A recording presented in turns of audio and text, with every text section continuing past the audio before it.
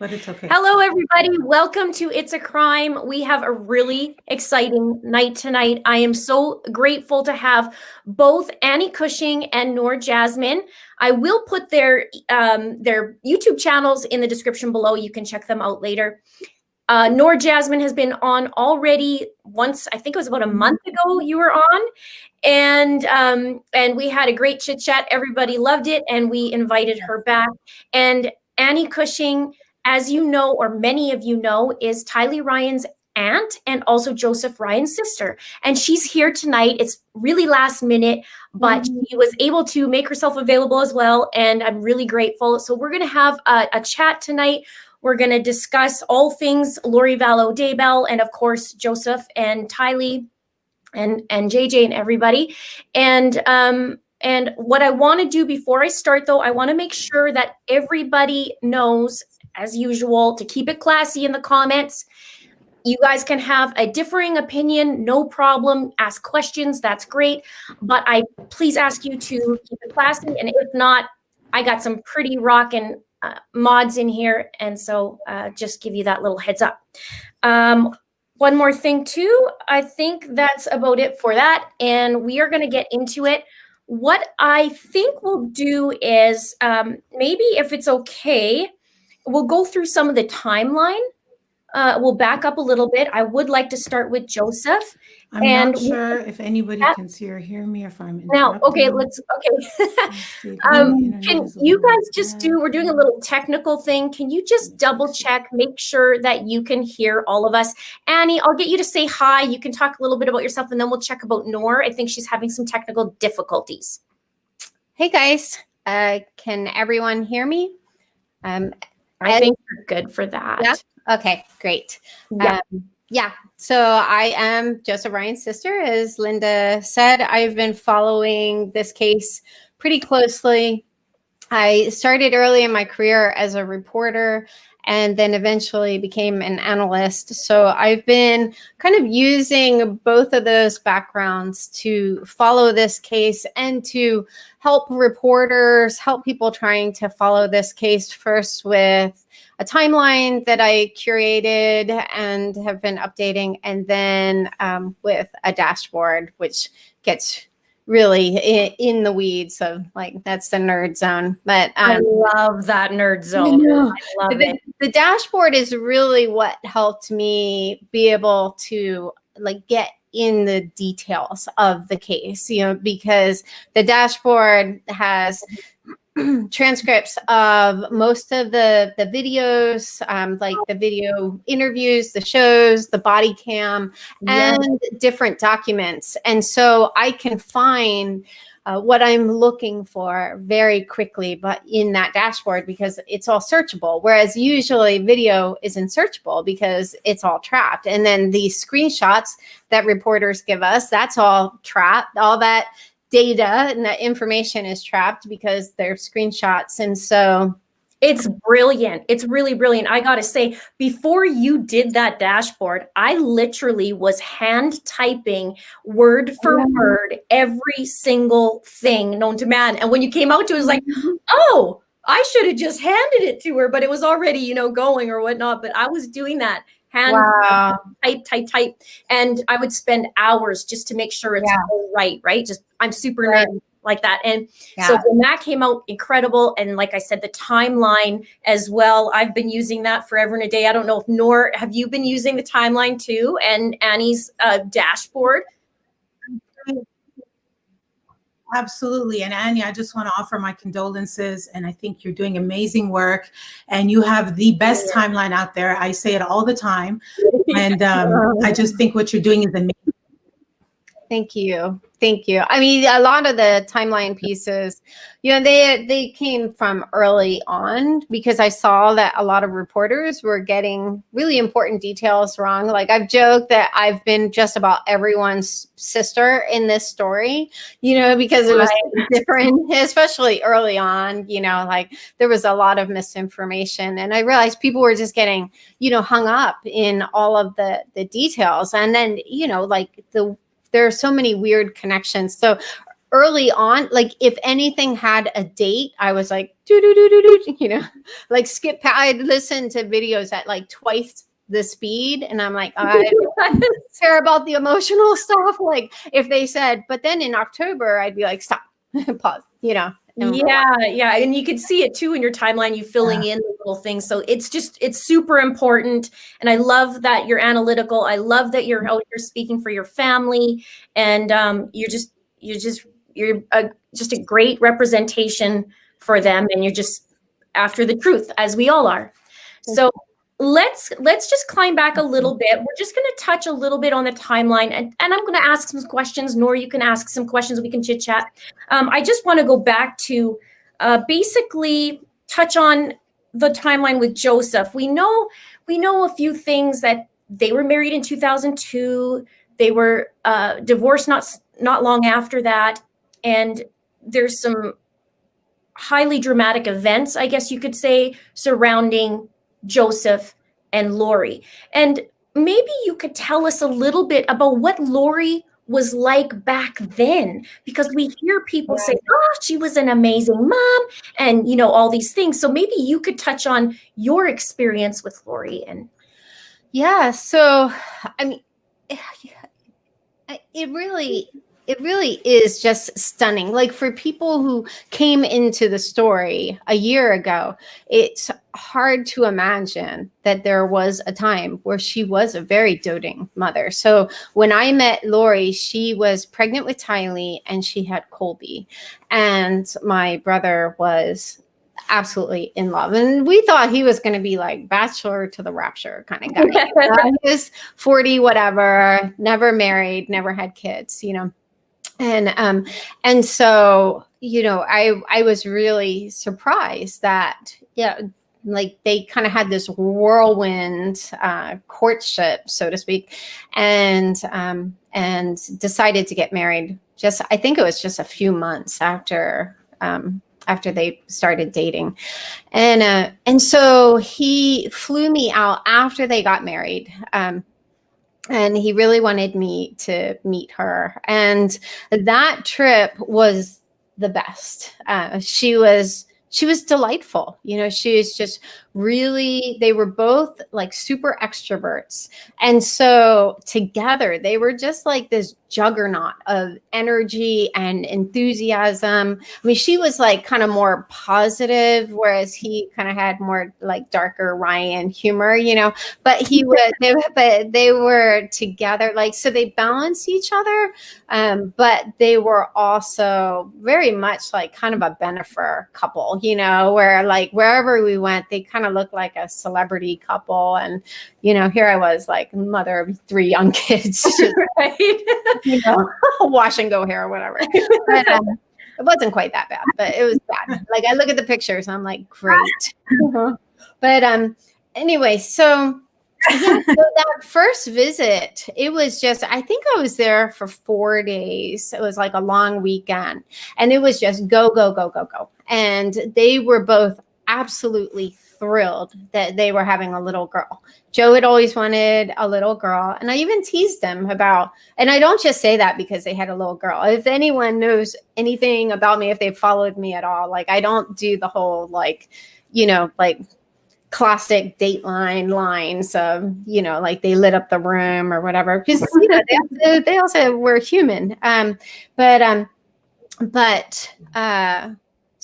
So in that first visit, she was, they were both thrilled. He wanted a little girl. I teased him that he just wanted to have like a daddy's little girl and stuff. And he was unabashed about that. Like, yep, 100%. They were, like getting the best of everything, all of the baby accoutrement, whether some of this stuff I was like, she's going to use this twice. Right. But it didn't matter. Everything was top of the line. And then we met back up when Tylee was just under 1. And so there was a transition, like Joe's disposition toward Tylee was amazing. Like he was so in love with this little girl. He was absolutely convinced that she was a carbon copy of him. She wasn't. She looks more like the Cox family, but her personality was very much Joe, and more like Joe. Obviously, she had her own unique personality, but you could tell even, you know, by one, like their personalities, you're seeing them, and so, you know, he was absolutely in love with this old girl. And with Lori, really the only red flag, I mean, you know, there was that age differential, and you know, she was young, and his hairstylist, I'm pretty sure, I'm like 95% sure. And then that's how she met Charles too. But you know, so there was you know, you look at that and you're like, okay, there's a little grave digger in here, you know. But I think for Joe, it was like having this young, beautiful, and she was very, very beautiful, you know, vivacious arm charm, you know, it just seemed to like validate all of his success.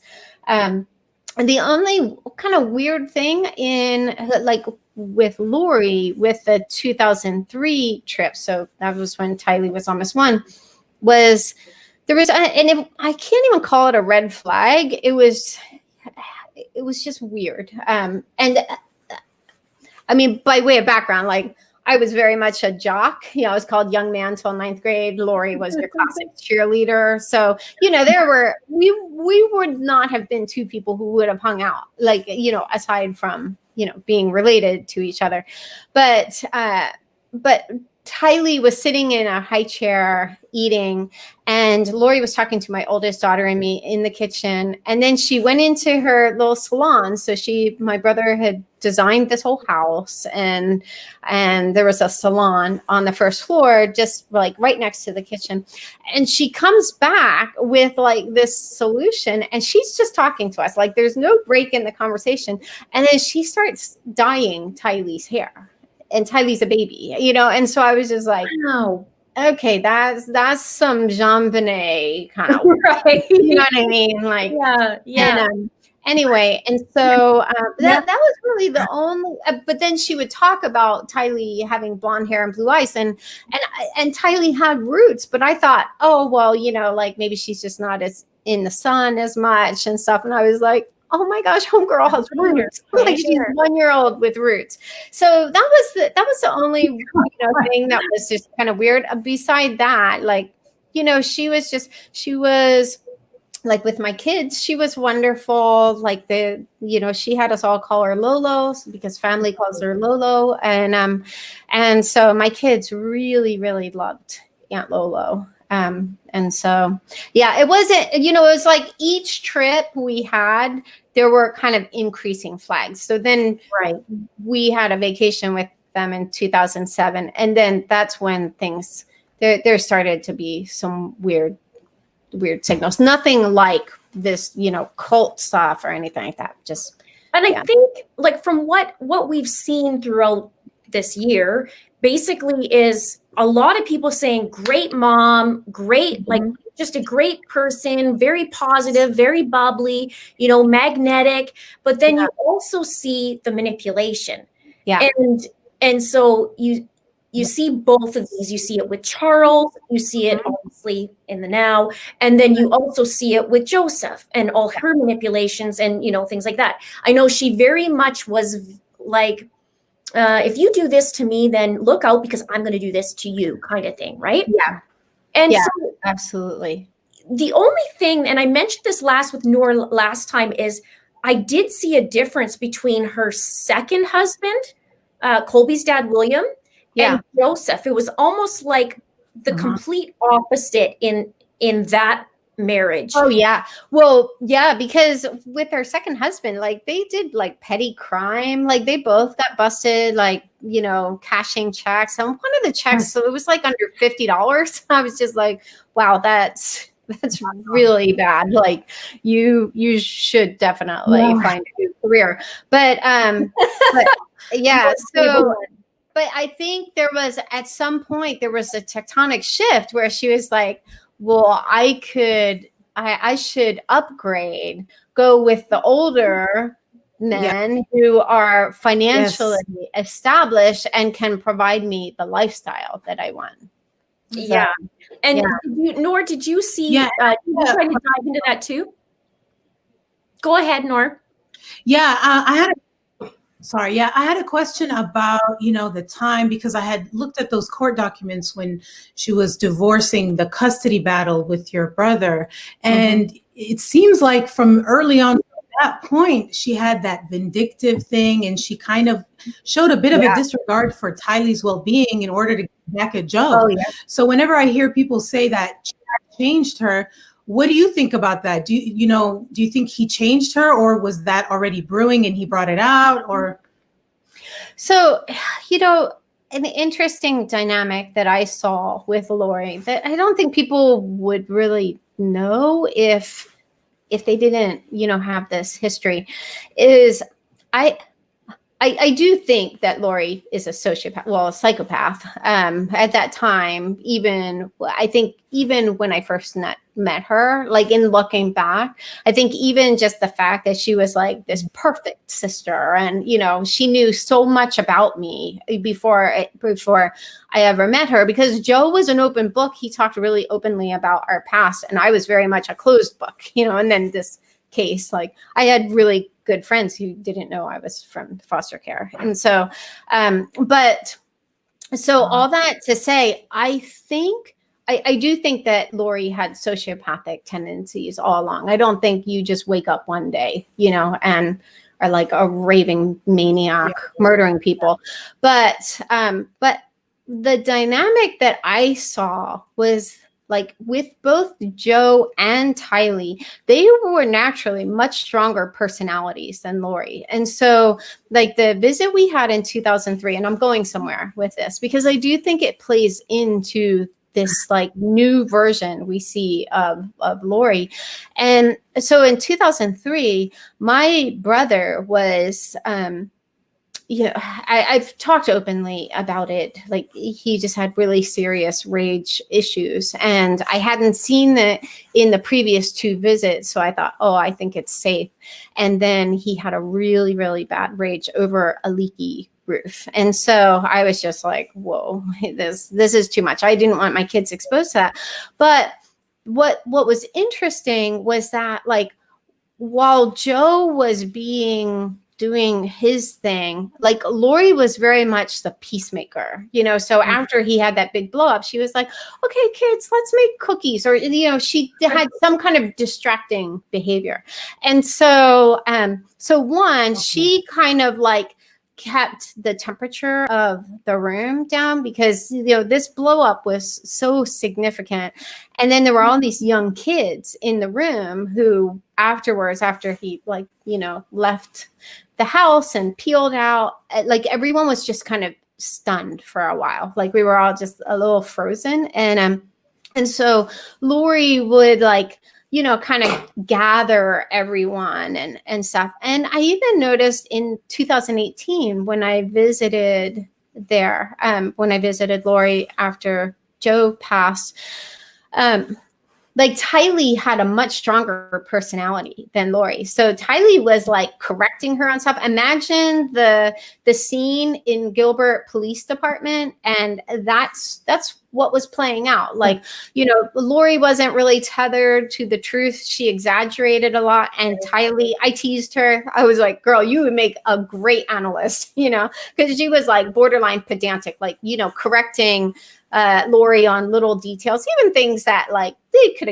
she could have let it go, and so she had the much stronger personality, and Lori was, kind of placating and, laughing things off sometimes when it got a little awkward.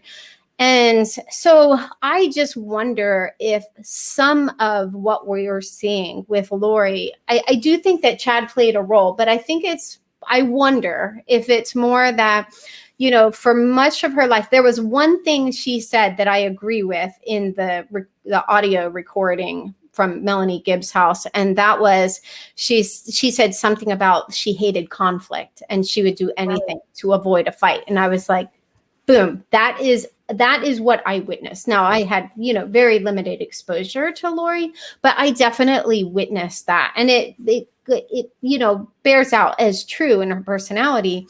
But then it seems like when this whole shift of like, then I found out like I was this warrior and all of this, then it just seemed like all of these grievances she had, and and obviously this happened long before then, because you see an extremely vindictive woman with Joe. I mean, extremely, like going through those court documents, she pulled him through the keyhole backwards, again and again and again and again, and so we definitely see it there. And I think Joe, witness this darker side to Lori Vallow.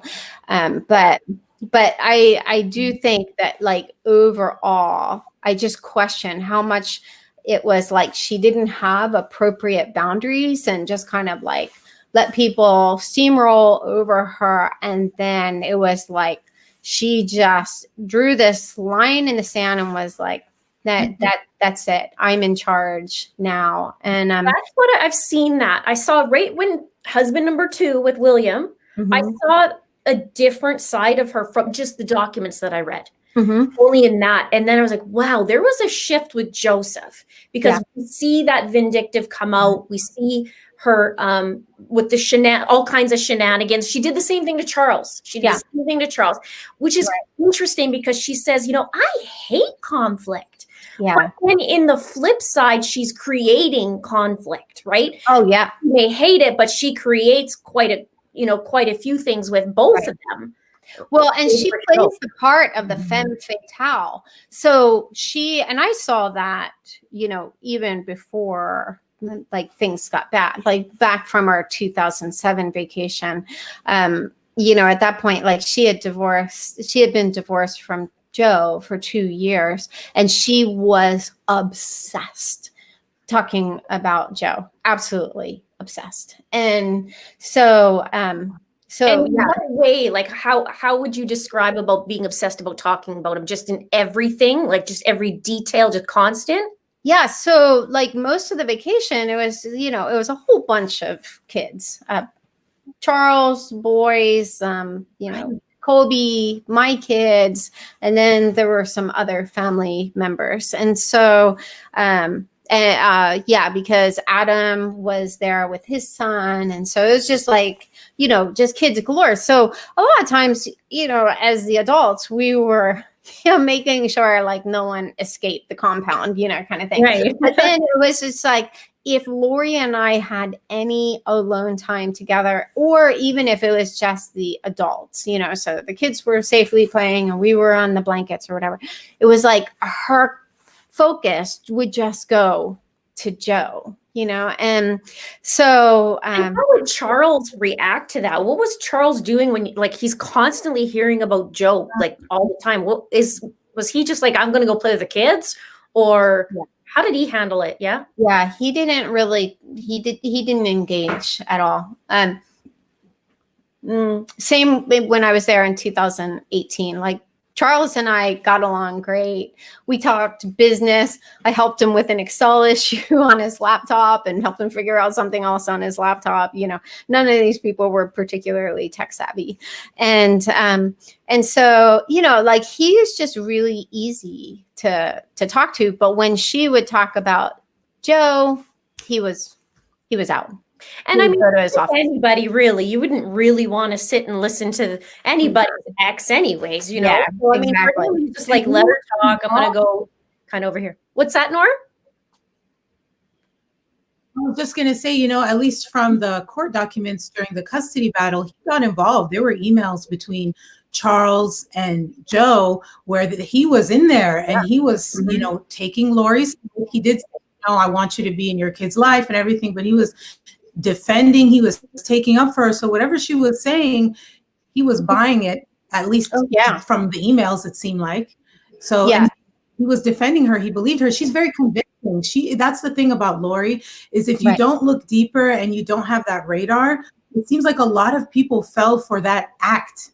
You know what I mean? They want to believe that. Yeah, it's that whole femme fatale thing of like, I am so I'm so out of my scope, you know. And then there's this person who really does have rage issues, who's, you know, who they have this combative relationship. And so Lori comes across like, you know, she's in dire need, especially of men to help her and to defend her.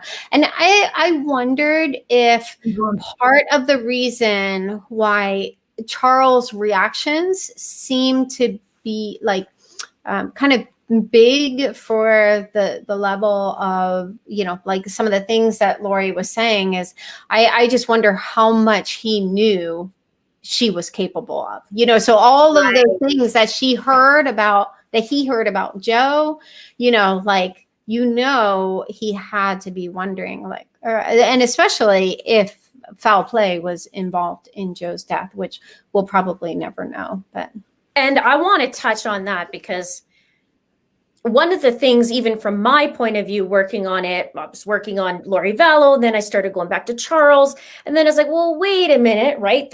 We'll talk about this audio that was released, and here, Lori straight up saying, I was going to kill him. I was going to murder him. Yeah. And there's so many questions around this, and I guess let's dive into this because he's your brother.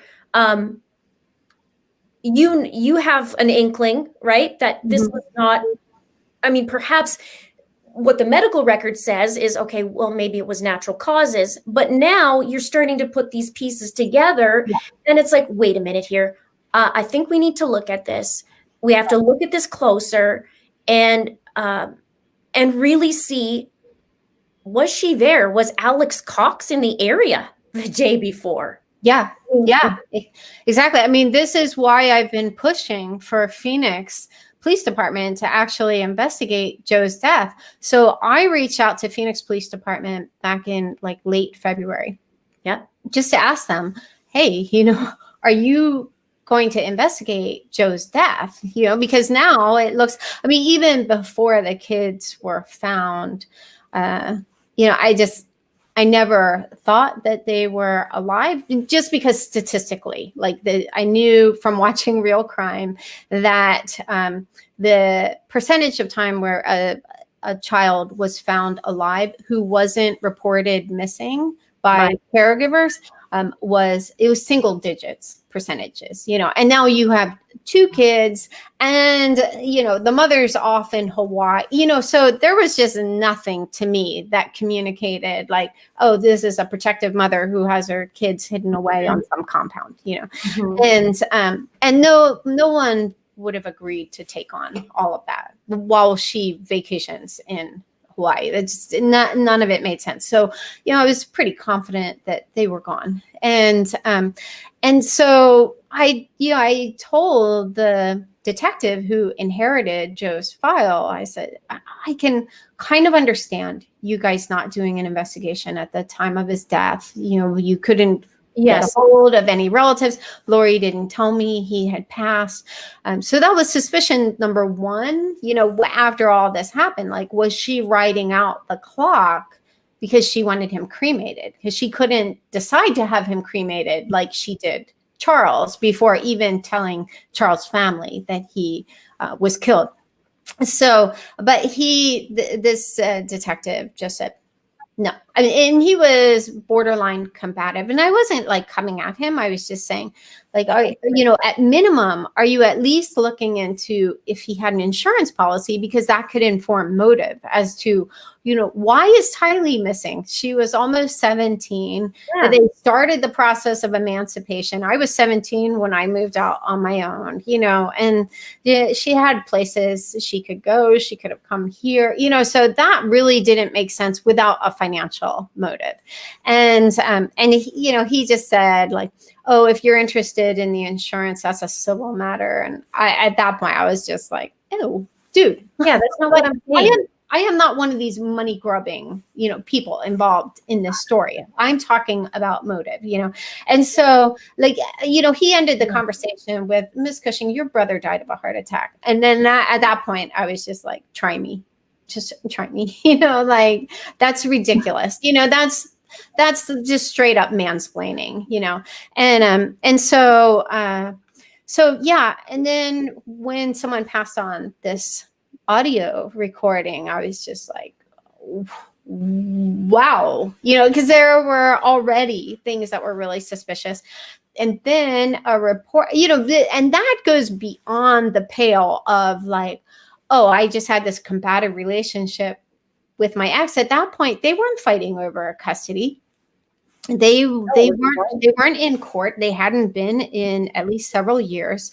And so, you know, it's like, why are you? And he had already passed, and she never even mentions that he was dead. Like, she never even says, well, but then, you know, like God took care of it, or whatever freaky thing she wants to say. She doesn't even say that. She's talking about wanting to murder him. And and so, yeah. And we see the pattern, right? We see the pattern of her not telling you about your brother. Right. Which, what kind of human being does that? Exactly. Regardless. Exactly. And then you also see her do that with Charles. You see that her do that with his kids and just text them. Like, by the way, hey, you want a candy bar? Or by the way, your dad just right. And not even like replying to their texts, and, you know, yeah. So, you know, when she asked me to come out, it was ostensibly to be a support to Tylee. And then, so I had to take some time to think about it, because I was really upset. But then I did want to reconnect with Tylee. So I decided to put aside my differences with her and go out there to support Tylee, because she said Tylee was having a hard time. But then when I got out there, like, no one was having a hard time. I was the only one having a hard time. You know, they had known for quite some time that he had passed. And if Tylee was having a hard time, it wouldn't have been safe for her to say anything. Because even if I like teared up, you know, she would just say, like Lori would say, terrible things like the world is a better place without Joe Ryan in it, you know, and things like that. And, you know, I just wanted to get back on a plane. And what was Charles there at that time? He would have been there, right? Yeah. And so he was there. Is he kind of that kind of guy? Was like, you know, I'm just going to be over here as well? Or was... Oh, big time. Big time. Yeah, he was peace out. You know, like, it was like, I would have time with Charles when Lori wasn't around. You know, we'd kind of hang out. We went out, you know, like the group of us would go out for dinner and stuff. So he wasn't distant, like, he just, like, when the conversation turned to Joe mostly, or religion, because she had reached a whole new obsession level with regard to her religion. And that was a whole nother thing. And so he pieced out with that stuff as well. Go ahead, Noor. Do we think she was in communication with Chad at this time? What do we think about that? At least I think so. I think probably over email. Like, I think she reached out to him, because it's interesting. So, you know, in October, and this is where I'm going to nerd out a little bit on the time. Nerd away. I love it. Okay. I'm sure it's totally normal that I have a lot of these dates memorized. But, you know, like, she was at that, the date on that audio recording was October 19th. So it stands to reason that they had that meeting on October 19th. And then she met Chad for the first time on October 26th. And I also think Melanie Pawlowski was at that meeting. Of course, she threw all kinds of word salad at the camera, but, you know, she was like, oh, it was in the fall. But they both mentioned that Chad was selling his book. So I was like, there's the overlap. They were there, you know, but, you know, and then 4 days after Lori meets Chad, he sends this email with the breakdown of the light and dark ratings of her whole family. So it's just not conceivable that they actually met on the 26th, and 4 days later, I would like to see the email to him or what the request actually was. Yeah. And when we speak of this rubric, I mean, we have Charles 3L, but we know he turned into a zombie. We have JJ, who was 4.2 and again turned into a zombie, and then Joseph at 4.3 dark and 4.1 dark for Tylee. And this, to me, I call the hit list. This is I call it the hit list. And I also was looking at this and was like, okay, I start to get it, because it's the descendants or the bloodline is who she goes after, right? You have Joseph, the bloodline's Tylee. We have Charles bloodline, which is his great nephew, right? Jason. Right. And but it's one of those things that I imagine in my mind that it would be a conversation to Chad like this. Like, okay, well, I'll do this rubric for you, no problem. Give me a little lowdown in each person. And you can just see herself, oh my gosh, well, Colby, her wife doesn't let him be part of this faith. So, oh yeah, boom. Yeah. Well, and I knew from being there in 2018 that Lori and she didn't think super highly of Kelsey. So, and there we go, right? It just matches her. Yeah. Yeah. I mean, really, that rubric it's like a quantification. He just basically quantified her every grievance. And I think even with Charles, I think the reason he was rated a light rating is that, if you look at the timeline, Chad would be the beneficiary of his hospitality just 2 weeks later, and so it's only 2 weeks later that Chad is staying in the home of these people he just raided. And that was something that really evoked like borderline rage in me when I saw that he rated Tylee a 4.1D, but then was in her home 2 weeks later. I was just like, yeah, it's a good thing. Anyway, so I agree. They did the same thing with Brandon in that rubric, and Melanie Pulowski was their daughter in another life. And I think that's why I feel like Melanie Pulowski was way more involved, and they wanted her. It was almost the family that Lori dreamed of, where Melanie was her daughter, and they wanted to get rid of Brandon with his health insurance. I mean, life insurance. So the whole thing, it is completely a hit list when you look at it. I totally agree with that. Yeah. Well, and another piece of the puzzle that I just recently found out. So some of the reporters in this case and producers have just been have gone so over the top. Like Garna Mieja, I'm not sure how you pronounce her last name. She's absolutely awesome. She ordered the pictures from Joe's apartment the day of the welfare check and then shared them with me. She wanted to hold back the graphic pictures, but there were things I was looking for in those pictures and did not find. And that's a different topic there. But yeah. And so there was, I forget what I was saying now. There was something. I'm sorry. I totally lost it. Okay. Something. Oh, I know what it was.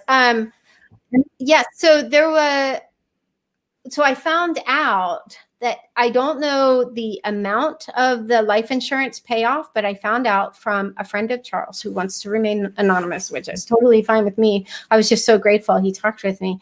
He was in the insurance business, and Charles had reached out to him. Now, this is the implications of this are really sad when you fit it into the timeline. So Charles reached out to him, he said, in October. So this was October 2018. Because there was a life insurance policy, but there was a problem with the payout and they weren't getting the payout. And so this guy told me that life insurance companies are really good about paying out when someone passes. So to him, the fact that it was October and Joe passed in April and there still hadn't been a payout communicated to him that there was some kind of issue. And so, I mean, I immediately was like, Tylee was the beneficiary, asked him that. And he didn't know what the issue was, but he suspected that that was probably the issue. And then you see this flurry of activity, because I have a theory that Lori was trying to get Tylee emancipated because, well, one, one of the court documents refers to it, but then Tylee gave a hint about it in her statement the day that Charles died, because she said something about she had a bat by her bed because she stayed in her uncle's home, and she was too young to have pepper spray, and that's a whole different thing. But anyway, and so I was like, well, he lived within minutes. So why would a 16-year-old be living on her? Because Alex traveled a lot, and he was on the road. So he was like, well, you live within minutes. Why is Tylee staying alone in Alex's home? So I did some research on like the requirements to be emancipated. And in the state of Arizona, a child has to live on their own at a separate address for 3 months. So I suspect that that's why she was at Alex's house with a bat. I think that Lori was trying to get her emancipated because she also got her GED that December. So it's like they reach out in October. This guy suspects that there was a payout. Probably, he said they were in financial, like, dire straits for months, and then all of a sudden they weren't. And he said that was somewhere between November and December. And you see in the timeline, that is when things just off, because it's within a few weeks that Chad sends, Kay said Chad sent Lori an email. Melanie Gibbs said Chad called her to tell her that Charles had been overtaken by this evil spirit. Yeah. And all of that. But, at that point, Lori had the money. Because we see, okay, so if we back up, April is when Joseph passes away. October is the recording where she says that. And then October is also when she gets this email from Chad. And then they also have Chad comes and visits in November, end of October or November, right? And then you have December where everybody's like, I don't know what happened, but December she started going cray-cray. Yep. And then January is the shenanigans towards Charles, stealing money, all this. And so that would put Tylee February-ish over to Alex's, because they went to Hawaii for a bit, right? And then over to Alex's. Remember, they had that knockdown fight, whatever, between Lori and Alex. So that makes sense. And back to that insurance, all that things in October, same time. So this is where I start to question. I see the patterns with Lori's behavior. I see the patterns, and we all do in here, all us three analytical minds, and I'm sure a lot of people out there, they're very smart in this community. But we see this, and we see this is why it's important to go back to Joseph. Yeah, because we see the same behavior, the same pattern with Charles. And then this is why, wait a minute, why is there a screen open on Joseph's? Is it, maybe it was no big deal before, but maybe it is a big deal now. There's little things that I question. I don't know all the specifics, just even touching on it. And I said, wait a minute, not only that, but Lori has been infatuated with Chad Daybell for years and years. Yeah. And so it's not out of the realm of possibility that he was involved in this 6 months prior. Yeah. Oh, absolutely. Absolutely. Because we know that this didn't happen just in October. And we also know that Chad was shopping for a new Mrs. Daybell. He was playing the field and multiple probations. I mean, let's talk about that for a minute. If a guy comes up to you and you just met him, and he's like, honey, sweet Noor, we were married several times before. Yeah. You would be like, beat it, like, girl, grab your crap and leave. Exactly. Not around this dude, right? Yeah. It's weird. But instead, get a restraining order. Yeah. One of those things is ridiculous. but yeah, we see these patterns with her. So I think it's so very important. And let's even talk about Alex for a sec. Alex was Lori's protector. Alex went after Joseph several times. Even in jail, he's trying to figure it out, right? How are we going to get Alex still from in jail?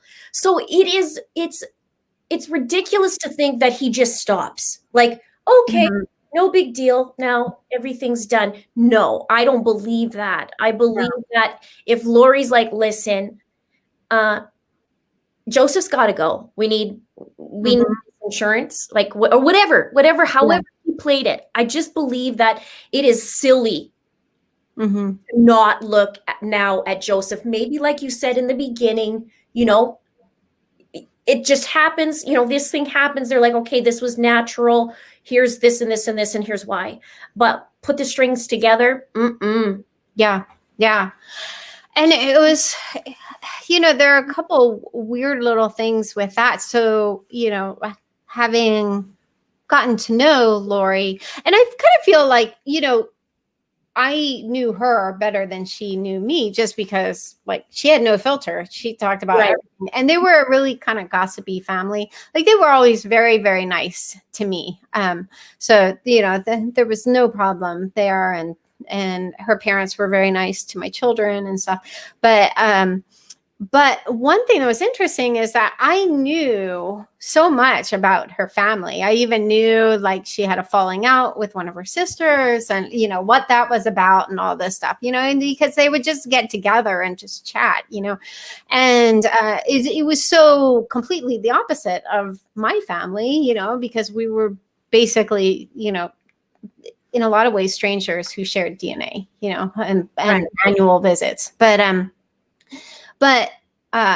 So I knew about all of these different family members. I knew a lot about Melanie. I knew that Lori saw her as a daughter and, you know, all of these things. I knew who she was. I never met her, but I knew her, you know, I knew a lot about her from Lori. And, but the one person I don't remember her ever talking about was Alex in all of those conversations. So when people talk about how they were very close, I really question that. I do think that he stepped up to the plate, but I think I just question it if he was beholden to her for some reason. There was something that happened because I didn't see, you know, for as much as she talked about the rest of her family and you know, and she might have mentioned something about Alex and I didn't remember it. But and then the other weird thing was that, you know, we had this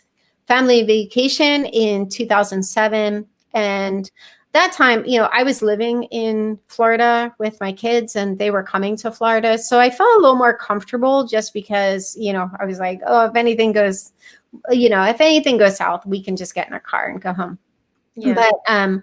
But I just found the pictures from that vacation. I couldn't find those pictures. And I just found them a few weeks ago. And I was really kind of organized, you know, and would put all the pictures obviously in chronological order. So I knew from the pictures that came after it, because I kept trying to figure out when that vacation was.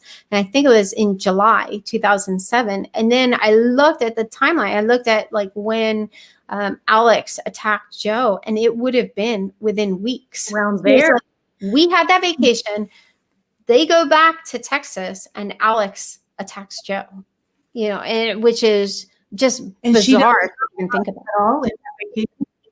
What? Sorry to interrupt you, but she doesn't talk about him at all in that vacation. She while never he's doing that, she's not because my first instinct when you said that was it's because they're so close and their relationship is nefarious that perhaps she doesn't even want to bring it up because there's something weird about it. And so the fact that you said that, I don't know, because there's so many rumors about what their relationship was like. And, you know, was she holding it over him that maybe he was gay or maybe there was something weird in their relationship? Like I hear a lot of rumors and it's weird because it can't be both. It's either one or the other. But clearly he did things for her. He went above and beyond for her. And so that's got to mean something. Yeah. Wow. I other think she had something. The other thing too, that because Nora makes a really good point. The other point too, in the recording, she said something about her brother being excommunicated, and now he's in it and more like me and understands. So I don't know when he was excommunicated. Maybe that has to do a little something with it as well, because you know what I'm saying? Like maybe now he's more into the church, so she more has him in her life. But again, it is a weird thing where it's just like, oh, there's Alex. Come rescue and come do what you need to do. Go attack people, and doesn't matter how. And yes, you can have a gun too and go after Charles, and then just yeah, and then follow her to Rexburg, Idaho. I'm going to get to that in a minute. And not put furniture in your apartment, and so. Yeah. Well, one Manglia says, Annie, can you explain the relationship between Tylee and Lori? She says, my heart goes out to you. I lost my eldest daughter, and this case breaks my heart. Thank you, first of all, for the kind words. So when I was there in 2018, there was a lot of friction between Tylee and Lori. There were also like tender moments. So it's not like it was like, nonstop Jerry Springer show 24/7. It wasn't anything like that. But I initially noticed this anger from Tylee toward Lori. And so that part initially, I was just like, what is going on here? Because like you go into this home and it's like this palatial dwelling. They have, the best of everything. It's this 5,000 square foot home. I've shared pictures of the home, in Alive. I mean, it was like living in a resort, So at first I was just kind of like, is Tylee kind of entitled? Like what is going on here? And then Lori started making comments. So there was one comment in particular where Lori asked me, and let me set the stage a little bit here, because this was also a little unusual. So Lori would mostly hang out in it was like this casual dining room. There was like the nice dining room, and then there's this kind of casual dining area right outside the kitchen. And Tylee would kind of hover in the living room. So she would listen to us without like engaging, but she was kind of like off in the distance, like in the hallway, like right at the beginning of the hallway. And so it was, and even when Lori said really bad things about Joe, like I would expect her to peace out like Charles did, but she wouldn't. She would just kind of hover. And so this one time, Lori asked me about this story that she said Joe told her, where she said Joe told her that our mother, who was schizophrenic, that was mostly the reason we grew up in foster care, that she had poured boiling hot water down his back. And so I said, well, I've never heard this story, and I've never, it would stand to reason that if she poured boiling water down his back, he'd have scars, and he doesn't have scars. And so I said, that doesn't, that doesn't really bear out. And so then she turned to Tylee, who's like off in the living room, but hovering. And she said, maybe Joe just said that because that's what he wanted to do to you. And that was the one time where, Tylee just erupted. She was just like, Mom, you can't say that, and it was very, very tense. And I just sat there stunned, like, who says something like that? Like whatever issues you have with the father of your child, it does not, there's nothing, to like put that out to Tylee. So Tylee was kind of taking a lot of these comments that Lori made about her dad, and in some ways comments that seemed much, much worse. But that one, that really pushed her button. And so, but when that happened, I had to like kind of replay all of the tapes. And I was just like, okay, now I'm beginning to understand, you know, this friction, that it was just like this undertow. And then there was one other time where Lori pulled up pictures of Colby's wedding, and I just noticed Tylee wasn't in any of the pictures. And so you know, it just yeah, there was friction. But you know, until she made that comment, you know, it was kind of hard for me to know how much of this was like, you know, kind of typical friction between a mother and a teen daughter, you know. So initially I didn't want to look into it too much. And, you know, and Lori is presenting like this gracious hostess who's, you know, she's organizing fun things for us, and we're going out to eat because they can cook, and, you know, and so there were a lot of like positive things that were happening at the same time. So, and I always try to like, you know, temper like, oh, am I being judgmental or whatever? But after that, I was just like, okay, there's something. Yeah, when you hear something like that, I think when you're just first, you know, arriving and you're hanging out with them, you have a teenager. I mean, you remember, I'm sure you guys remember what it's like being a teenager and a girl. It's not the best. Like, don't recommend it. You don't even know how you're feeling. You don't even know why you're feeling what you're feeling, right? So it's just like, oh, I remember that. Yep. Yeah. You know, so I can see that. But then when you see a grown woman who's a mother open her mouth like that and say something like that, and Tylee's listening, I mean, you just don't do that. Yeah. And that's where I think we're seeing a lot of Lori's outside personality and her hidden personality. You know what I mean? There's kind of sides to Lori. Yeah. One of the things I wanted to touch on, and it was that how you were saying the place was palatial. Yeah. The place was gorgeous. It was like a resort. That's when you went to go see Tylee, right? Yeah. Now, here's the thing. I saw how many times they moved, which was like 20, I want to say, something like that. But they were all beautiful, gorgeous homes with swimming pools. Yep. So let's touch on Rexburg, ladies, because this is where it starts to head scratch. Mm-hmm. She's going from Texas to Rexburg. And Texas to Arizona. I'm sorry, Texas, Arizona, then Arizona to Rexburg. I'm sorry, I don't. Nope. Okay, so she moved around, beautiful homes, and then she chooses these apartments in Rexburg and gives, or we think she gives Alex the better looking, upgraded apartment, which I find super, super bizarre. It's a tiny detail, but I know you guys will appreciate it. Yeah. Because some people are like, what are you talking about? But here she's used to these gorgeous homes and swimming pools. And now she has a chance to get two places. And one of them, Alex supposedly gets, even though it's vacant. And Lori takes the lesser of one. Why? Yeah.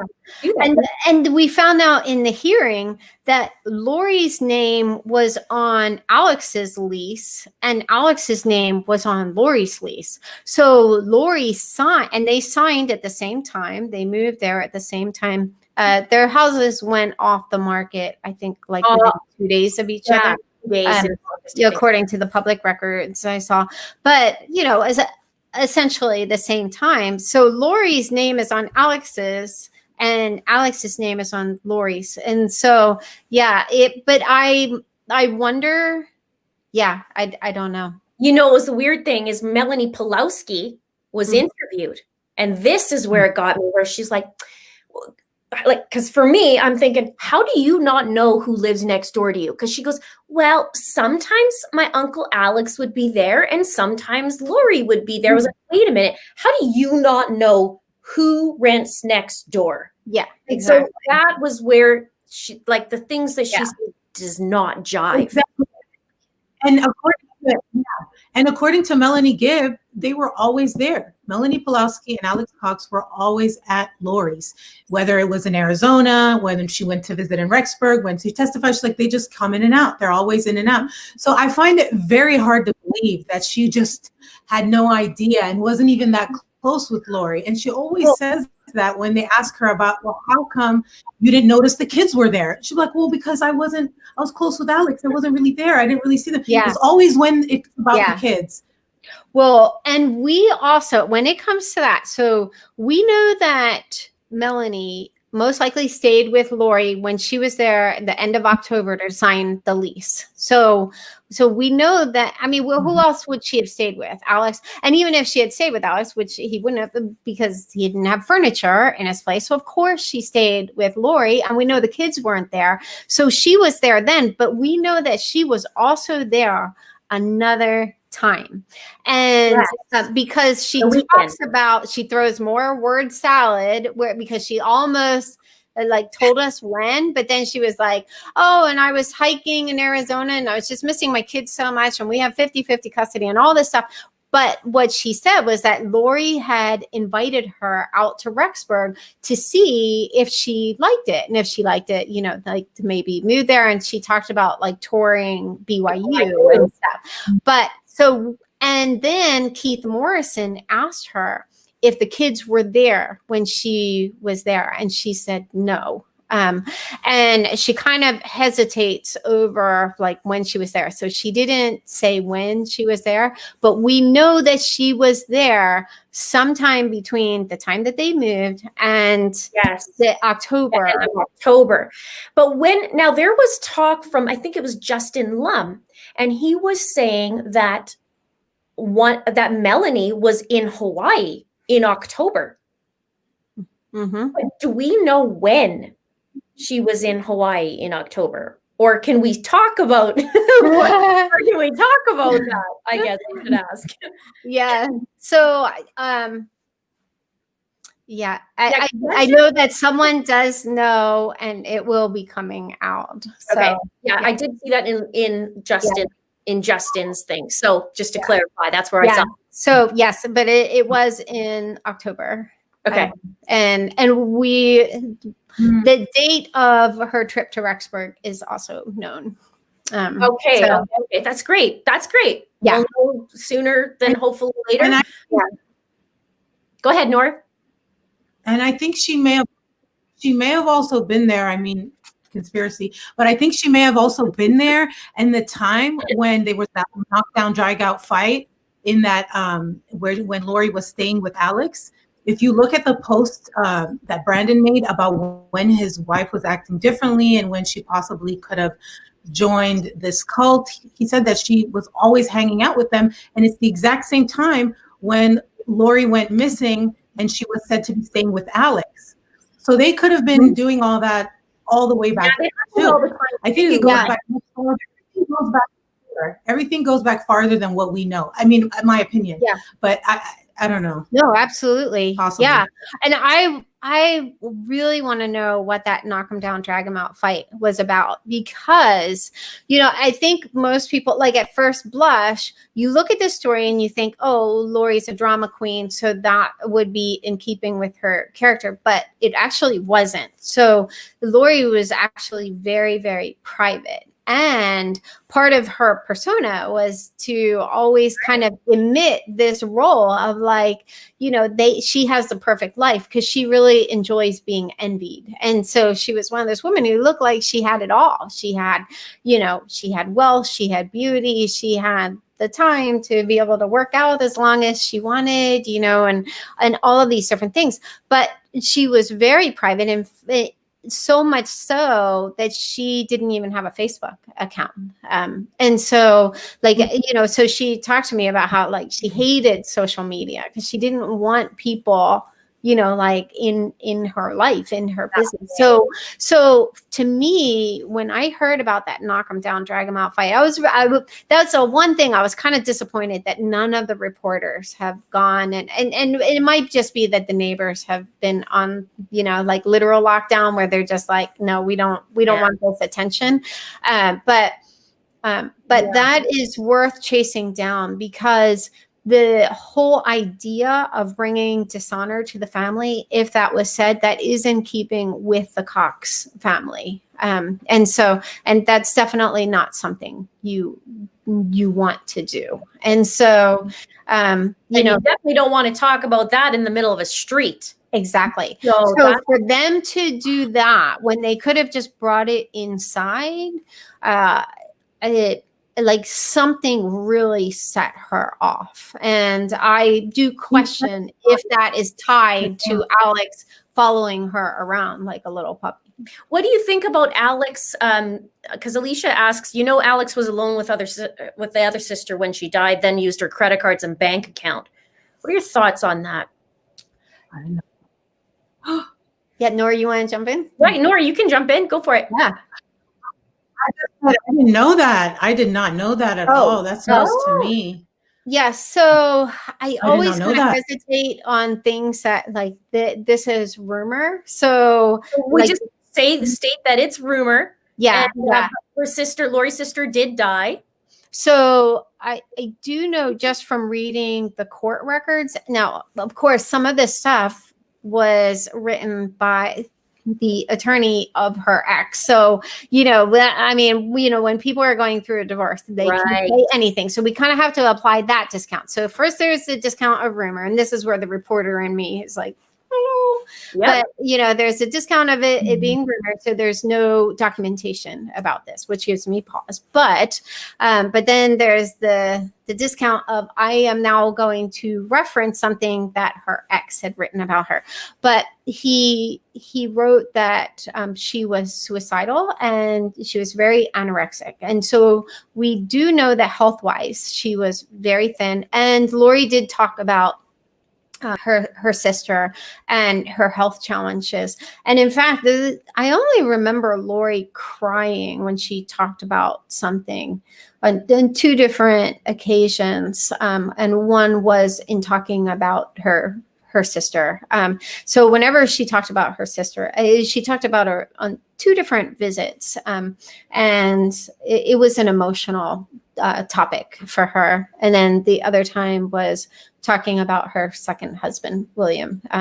But so it could be that in the Cox family, this was conceivably seen as like a mercy killing. Like if she had wanted to die, and if it's true that she was suicidal, because as the story goes, the rest of the family was in Hawaii at this time, and Alex was left with her. Again, I don't know. But if that's true, I would say that probably looks like they wanted to help kind of put her out of her. The weird thing too now though is, so her sister dies and now she's taking care of Melanie, so to speak, right? Because now she's kind of like a daughter almost rather than a niece, kind of probably even sister. She was the one who told, I think she was the one who told Melanie her mom had passed. Right. And so then she thinks that Tylee was a reincarnation of her sister. Yeah. So it's interesting how this would play out in Lori's mind, because she feels so much for her sister, and yet she believes that Tylee was reincarnated. And then here we see what happens to Tylee. So some strange things. And you made it a very, very good comment too, Annie. I can't remember if it was before we went live or not, but we were talking about, oh geez, now I just lost what I was talking about. It was about Tylee. It'll come to me. Anyways, I literally just lost it as I was. So hang on one second. It's interesting. Go ahead, Noor. Interesting, because if you say, I'm just saying, I just thought if Annie's saying it could have been a mercy killing, and then she is seeing her as a reincarnation, and we know that the zombies, you're saving them when you kill them. It could have been a mercy killing with Tylee too. I mean, that's how I think justified it with everybody in their righteous way. So I don't know, far out, but just a thought that I had. We did see, we I don't know. go through her Book of Mormon, right? She's like, oh, well, it says it right here. I Yeah. can tell. So it's right here. So that means I'm not doing anything bad because it Right. says it right in here. So she justifies. And that, to me too, that again, that takes us to the next level. Like, she was looking for, it's like, you know, she started from the end and then paddled her way backwards to find some kind of scriptural justification. Yeah, And, permission. and yeah, and I'm not LDS, so like I was Googling and trying to figure out what she was referencing, and I found it in the book of Doctrine and Covenants, I think it is, chapter 98. It was like somewhere in the middle, like 20, like verse 23 or something like that. And you know, of course, she took it completely out of context. It wasn't saying like, hey, if someone annoys you enough, you can murder them, murder that person. But yeah, so to me, to actually take it to that next step of looking for scriptural justification to murder her ex, that's just next level, you know. It cannot be ignored. This cannot be ignored. Yeah. And this was her introduction to this group. Right? According to Melanie Gibbs, she had just met her within the week because she said under oath that she had met Lori within a week or two of Lori meeting Chad. And so that was October 26th. So that and Melanie had Lori speak in her home exactly 1 week before. So that means it was within a week of meeting her, she has her speak at her home. But we also know from that weird podcast that they did with Jason Mao, that Jason Mao played a role in introducing these two, because when he was just like, you know, like burping rainbows about them, and you know, and the first time he met Lori and all this stuff, they both intimate about this like unusual and like kind of supernatural meeting they had in the temple. And Lori's like, oh, I was sent to the temple, you know, by God, and was told someone would have a message for me. So and Jason actually said, I knew then I needed to get you two togetger, or, you know, something like that. So I'm like, okay. So Jason reaches out to Melanie, who's the gatherer. He referred to her as a gatherer, you know, in that podcast. And I believe said, hey, I want you to meet this woman. And so I think like, she had already been like, you know, kind of gone through the approval process. And, you know, Melanie hears her testimony is like, wow. I think what would like send most people running, like that was one of the creepiest things I've ever heard. And it wouldn't have mattered if I had heard it at the time, I would have been like, what is going on? Yeah, exactly. But this group ate it up, you know, and you even hear one guy who I think was Thor, you know, he was like, wow, you know, that's amazing. But so, and you hear Chad's dumb laugh in the background in that audio. You can hear him laughing. Yeah, I don't know if he was there. It sounds like his straight up re-listen to it. It sounds like his laugh. This is Chad's laugh in there. It sounds like it. Wow. That's why I say he's there. Officially, I don't know, but it sounds like his laugh.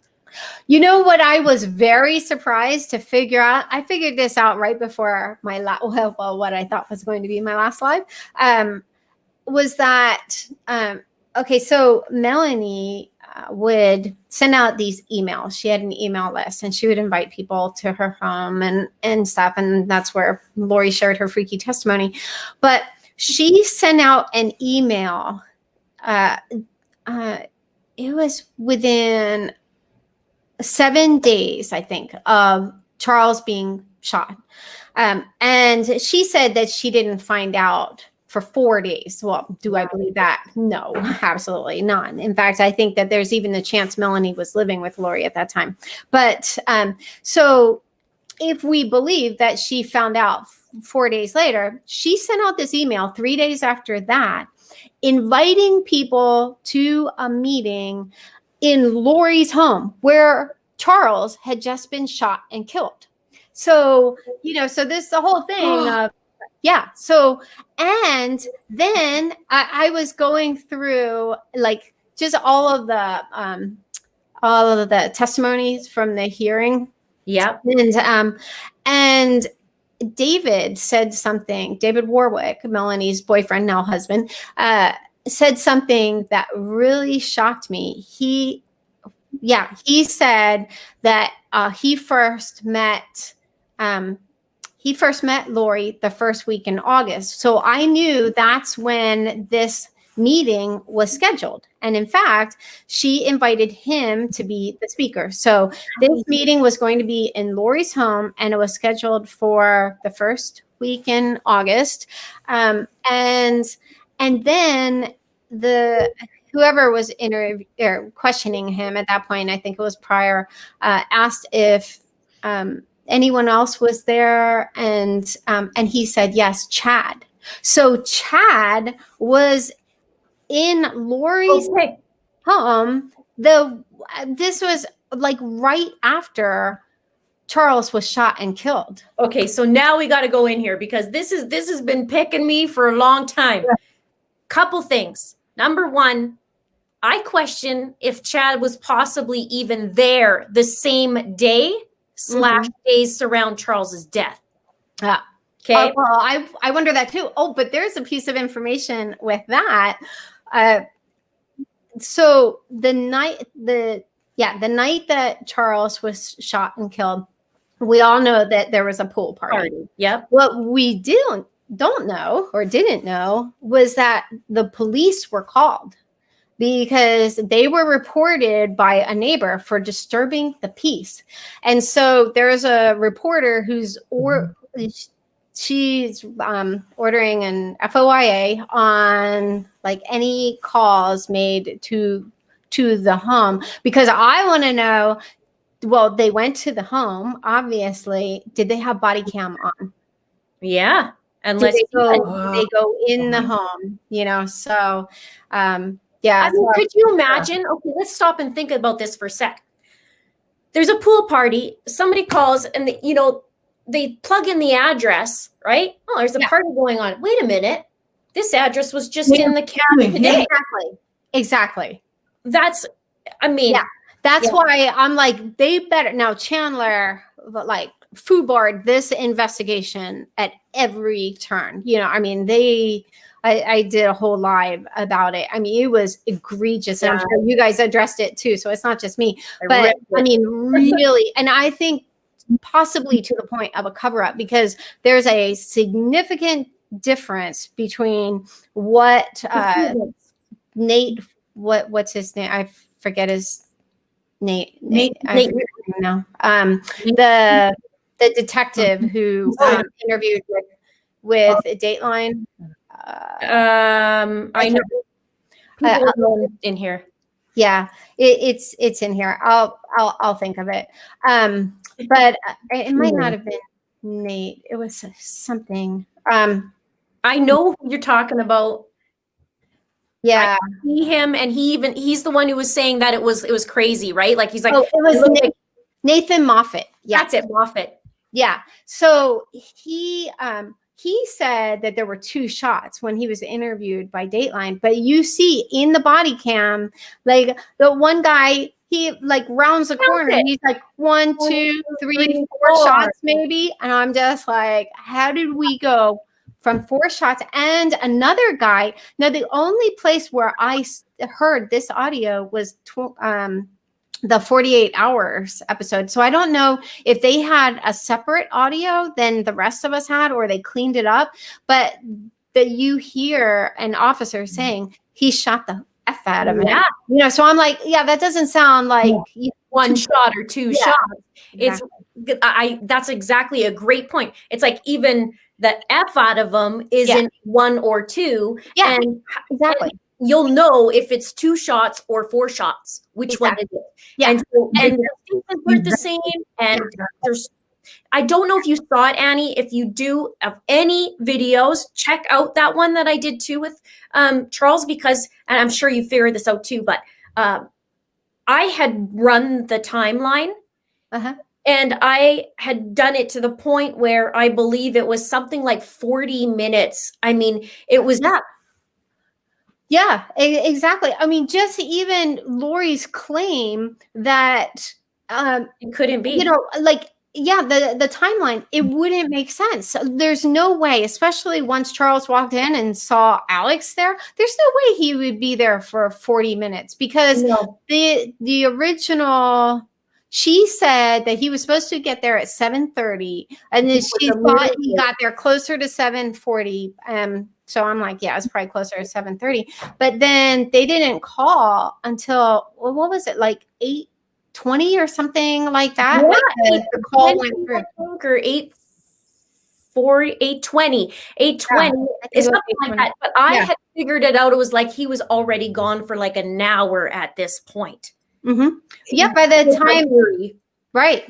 Yeah, because then it took a while for anyone to be dispatched. And then you also see in the last line of the page that we had access to, he the officer writing this report, I assume Officer Moffat, but I don't know, said, I made the decision to clean the large pool of, and then it cuts off. And I'm like, the large pool of what? The large pool of blood? Yeah, exactly. I mean, Yeah. I agree with you. And when you're talking about the cover up part, it's, you know, they had many opportunities. You know, he reached out to them many times. It doesn't look good for them. So there is an incentive already when you're looking at it for them to not tell us everything because it might make them look bad, you know? Right. And so I agree with you 100% on that. Well, and also Lori moved, they moved to Chandler January 1st. We got that from the body cam video where Charles was being interviewed, and it was kind of garbled, but I was like, you know, like rewind, replay, play at 75%. And he said that they had just moved there January 1st. And so that was right before all of this took off. And they were right around the corner from their bishop, Gabe Bonilla, who did not do Charles any favors. And, you know, and so I wonder if that was part of the strategy of like, we need to be in Chandler. Like when this goes down, it needs to be in Chandler. No, wait. Yeah. No. Okay. No, that was Gilbert. It was Gilbert. Yeah, that was Gilbert. Yeah, Gilbert. No, it was, I'm sorry, when she moved back from Texas. Like she moved back, and you see, like she didn't even set up the house. And I think it's because she knew, like they were there, like they couldn't have Charles murdered in Texas. They didn't have the contacts there and stuff. So I think she moved back to Chandler for the explicit purpose of having Charles murdered. And Alex staying the night before. Question, where was the dog that day? I've questioned that. Like, where was Bailey? Yeah, he must have been in Houston. That's the best I can imagine, because you know, Charles had full-time custody of JJ, so it would make sense that he was up there. Bailey would have been in Houston. Yeah. I do question about Chad. I think, especially because of that email that was back and forth from Lori to pretending to be Charles. Yeah, emailing Chad. Yeah, and my belief though is, I think it's a coded email. Some people don't think that, which is totally fine, but I think it's a coded email. I think Lori was telling him how to come, when to come, and how to do it. And either Chad didn't couldn't come, and that's why Alex was there, or Chad was there and we just don't know. I'll have to check that out again. I hadn't ever thought about that. I'll send you the link. It's my coded email one. I believe it is. Yeah. Go ahead, I Noor. was just wondering if they found the like burner phones, because remember they had like some 60 or some crazy number of burner phones. Yeah. They did. Yeah. Oh, they have them. Okay, so I guess we'll find out about that. Okay. Because Yeah. I think those are going to be everything. That's where they felt comfortable talking. Yeah, exactly. And all the email addresses. So they had 60 burner phones and I think 30 email addresses. But these people aren't tech savvy, you know, so they're trying to be like all Inspector Gadget. And like the whole point of a burner phone is you burn it. You know what I mean? Like you get rid of it. And they're like, oh, burner phone, which one goes with my outfit today, you know? So I can't even help it at this point when I watch her give out her cell phone number when Lori does the day that Charles dies. And I start muttering under my breath. And I was like, oh, which number you need? Which of the 60 phone numbers? Yeah. Like it just starting to, and I think Tyler said something about her mom, like, Mom, you look like a drug dealer with all your, with all, you know, your phones. Can you imagine? Yeah. That's ridiculous. And that's the thing about Tylee, honestly. I feel like, you know, what Annie was saying, what we saw in the footage about her correcting her, I'm sure that she was speaking up. I'm sure she was like, what are you doing? Well, you know, like when we got to Rexburg, I'm sure, you know, and so I think that's why they did what they did to her. Yeah. Yeah. I wonder if there was a change in her after, we know that in the spring of 2019, according to Melanie Gibb, she heard Lori refer to Tylee as a zombie on the phone because she wouldn't babysit or something like that for free. And so I do wonder, you know, especially with Tylee saying, not me, Mom. No, one thing to understand about Lori, and this plays out in a lot of the footage we've seen, but Lori has no filter. So anything that she's thinking or doing, she's going to tell her kids, you know, like, so they would have been privy to a lot of information. And so, and then, you know, Tylee was her captive while they were on the run, first living at Alex's and then back and forth between Hawaii. And they also, Lori went to a conference in, I forget where, Salt Lake City or something like that. We know that was also Georgia, Utah, I think it was. I think that was a different one. Oh, okay. Or maybe it was. I don't know. Yeah. And so, you know, she would have heard the whole zombie line. And in one interview, Melanie Gibb said that this was when she was talking to Nate. And she said that they weren't using the term zombie when Charles died. But then in Dateline, and this is where the dashboard has helped me so much, because I could just look up, okay, I want to see every time Melanie Gibb uses the word zombie. And then I could see it, like see what she says about zombies across different interviews. And so in the interview with Dateline, she said to Keith that, and this was, I think, her creepiest line in any interview. I was like, how does she have any supporters after this line? But she said, well, you know, I was thinking, like, if Charles really is, if he really was a zombie, you know, like, and that's when she talked about, you know, I didn't, like, the gun surprised her. She said, I just thought, you know, we would say a prayer and spirit would leave his body and he would just die, you know, if he really was a zombie. So I was like, aha, you were talking about zombies back then, you know.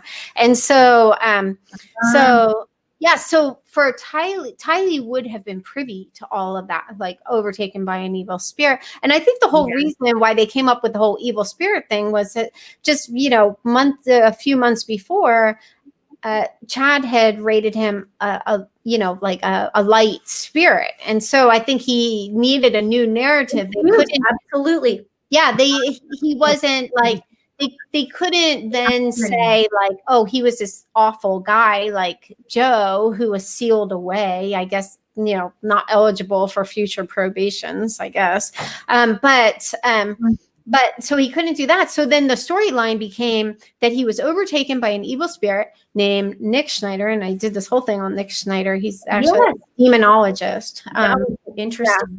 I think that's the most feasible theory on that, because, and I think each of these different cult members brought something different to their whole theology. And I think that Jason Mal was the one who brought the whole demon thing. You just look at that weird film he was involved in with, a girl being overtaken by a demon and, all this stuff. So I think someone was most likely obsessed with demonology. And I think most likely, and that's probably Jason. That's in keeping with his bravado. But anyway, so you see this storyline, and Tylee would have been privy to all of this. So I just wonder, Lori called Tylee a zombie before Charles was even murdered for being a zombie. And so I wonder how much that changed Tylee and how much their dynamic changed from that, because like Tylee was almost unrecognizable to me from our 2018 visit to the pictures that I saw of her. And so I think she was already clearly depressed when I was there. To touch on what you said, I definitely agree that Lori would have been openly talking. Yeah. Especially if she was, if Lori's to the point where she says in front of you and Tylee, the world's better off without Joseph Bryant. Well, right. Open book. She's going to say whatever she wants. So Tylee knows. And then Tylee's not a dumb girl. So she would have seen the handwriting on the wall. Now her dad died. Then her stepdad died. Mm-hmm. Yeah. Right? No way in hell am I not going to Rexburg without Jay. Like, I'm not letting Jay go by himself. Right. I'm not. Yeah. Not with this shenanigans or whatever is going on. And she's feisty. So, right. Yeah. Honestly. She might have go ahead, Noor. Mm-hmm. I was just going to say, she might have threatened to tell, because even if you look at the body cam footage after Charles' shooting, she is so distraught. I mean, the fact that she's gone through this and they're putting her through this, it's a lot for her to handle. It's a lot for anyone to handle, let alone a little girl or a teenager. Right. So I could see her being like, not imagining her mother would ever do that to her, even though she's heard about that. You can hear somebody say things all the time, but you're not going to think your mother's going to do that to you. And so she might have said, like, I'm going to tell. Or something, and in Lori's, you see how the minute he found out Alex was talking, he immediately disappeared after that phone call with Melanie Gibb. So I don't know. I mean, and I also question if Tylee was kind of putting out a few indicators in both the Gilbert interview as well as the Chandler interview. So in the Gilbert interview, she is openly contradicting Lori. And I think that was potentially, she was trying to get law enforcement's attention. Like, this is not all that it appears to be. And one of the things that I thought was most telling was that when she was talking about Lori going into the school and leaving her keys in the car, Tylee, and this was pretty bold. This was a risky move, but she actually said to Lori, "You usually have them attached to the outside of your purse." And when she said that, I was like, "Oh my gosh, she does!" So like, she always kept it on a little, key thing, and just kept it on the outside of her purse, and so. I just thought like part of that was Tylee's personality, what I witnessed from Tylee. But then part of it, I think she was trying, she saw these guys just being like taken in by Lori and Melanie. I'm like, what the heck was Melanie even doing there? And so, but then you see, I also question if when she was interviewed by the Chandler police officer, we don't know who that was because they redacted it, but she referenced the bat. And so like you would think, I just wonder if she was hoping that they would ask her more about that. Like you have a teenager who was in a home during a domestic violence, some kind of incident of domestic violence. Yeah. There were previous reports of fears of domestic violence, and they had a long record with Gilbert Police Department dating back to Joe. And so multiple instances of judicial interference where, in fact, Lori was arrested in December 2011 for not handing over Tylee to Joe. She went out of town. And so, so they had a long record with Gilbert Police Department. And that was the original police department that Charles was reaching out to try to get help. And so I think for Tylee to, it seems kind of out of place, like to be like, oh yeah, I had this bat.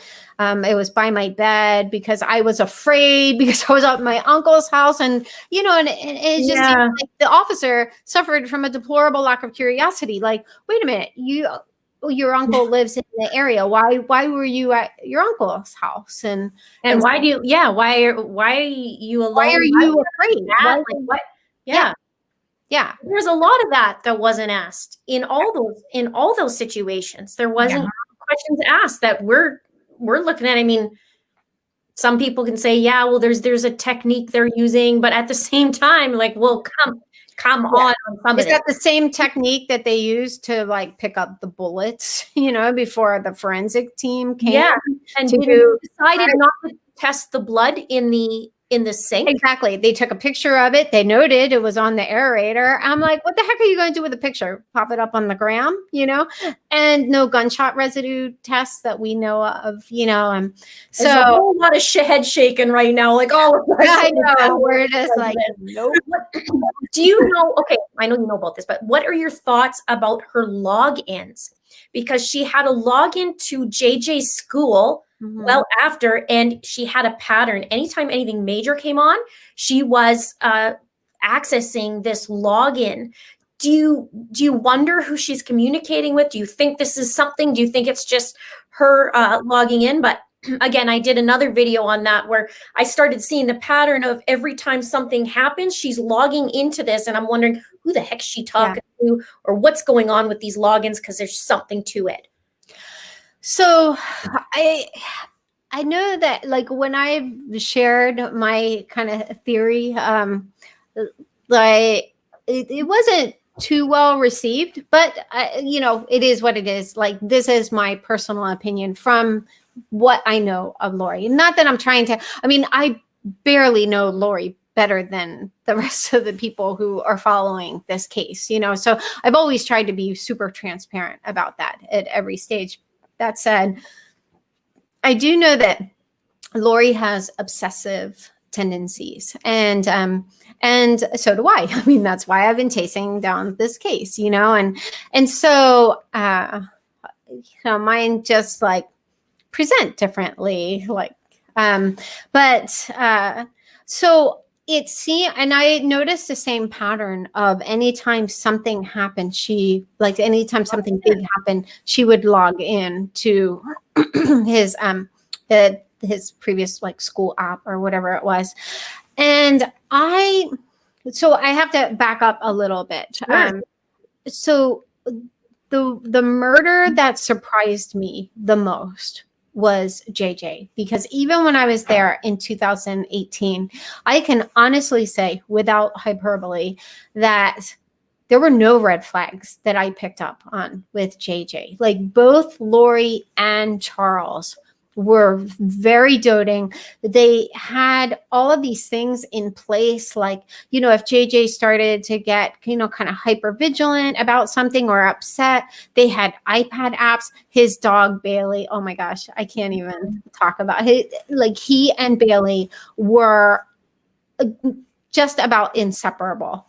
And so, they had all of these things in place, and they were very diligent. Like, for example, they had another lock installed from the inside of the house because JJ was a runner. Yeah. And so, like, they made sure that I always remembered to lock that lock and then put the key up high where JJ wouldn't be able to get it. And so, anyway, and so, like, there was a lot of love toward JJ. The only thing that Lori said that, like, later on, I just said, well, okay, yeah, there was some resentment there, was she talked about how Charles traveled all the time and most of the responsibility for JJ's care fell on her. But I remember worrying about that when she first emailed me to tell me that they were adopting this baby, because Charles always traveled a lot. And I just thought, oh my gosh, like, but anyway, so that was the only thing that was, like, even remotely, like, indicative of there being an issue. So having said that, I just question if JJ's death wasn't the hardest on her. And so it seems to me like for me, if I get really excited or I'm, like, really anxious about something, I tend to wring my hands. So different people kind of have different self-soothing behaviors. Like, Tylee was a self-hugger. I saw that. Like, you see it in the Gilbert video. You also see it when the police are interviewing her. She self-hugs. Yeah. And so I just wonder how much, like, Lori logged in, because I seriously doubt she was communicating with anyone, because she was trying to stay on the DL. But I do wonder if, because we know that Lori really liked that school, and I know that, from being there, she really, really liked that school. We would take JJ to school every morning. And so she talked a lot about the school and the community in the school, because the parents were all, like, supportive of each other. So I just question if there wasn't something in her that made her miss that, being part of that whole community. There was the community of other parents who also had special needs children. Right. So that's kind of what I gravitate toward. We don't know. It just seems like so trivial. Like, why would you be? Why are you logging in when these big things are happening? But you make a really good point. Go ahead, Noor. What do you think, Linda? I'm curious what you think, because you did a great video on it. What does your gut tell you why she signed in? I don't like that it's whenever there's about to be something big, she logs in. Yeah. It's either about to or it does. And so that got me real sketchy. And she took that iPad with her to Hawaii, which could be for a variety of reasons. But there's something in that just really bothers me, to the point where, like, this is not a coincidence. Either she's getting a heads up about something, because it's the timing is bizarre. And I'd have to look back to see the different logins and what happened. But it was like when Kay came out with the reward, she'd log in. When something happens to the school where they were doing a search warrant or whatever it was that they did in there, she would log in. That's actually a really good point. So she could have been monitoring to see if parents were talking about it. Okay, because that's what I was. We know that she told school officials that Charles committed suicide. Yeah. And we also know that she said she had a job offer in California. Yeah. So she, like, Lori wasn't tethered to the truth, but she had no idea that all of these lies would one day, like, all kind of, she's like, used to that. She's probably used to it for years and years and years and years. And she just, that's what I like people believe. Yeah. Absolutely. And she lied about things she didn't have to. So, in this whole process, different people have reached out to me who, had some kind of overlap with Lori. And this one person in particular had been a client of hers. So, like, Lori had cut her hair. This was when she lived in Austin. And so we were talking on the phone. And she said something about Lori growing up in Hawaii and how she talked a lot about, growing up in Hawaii. I said, she didn't grow up in Hawaii. She grew up in California.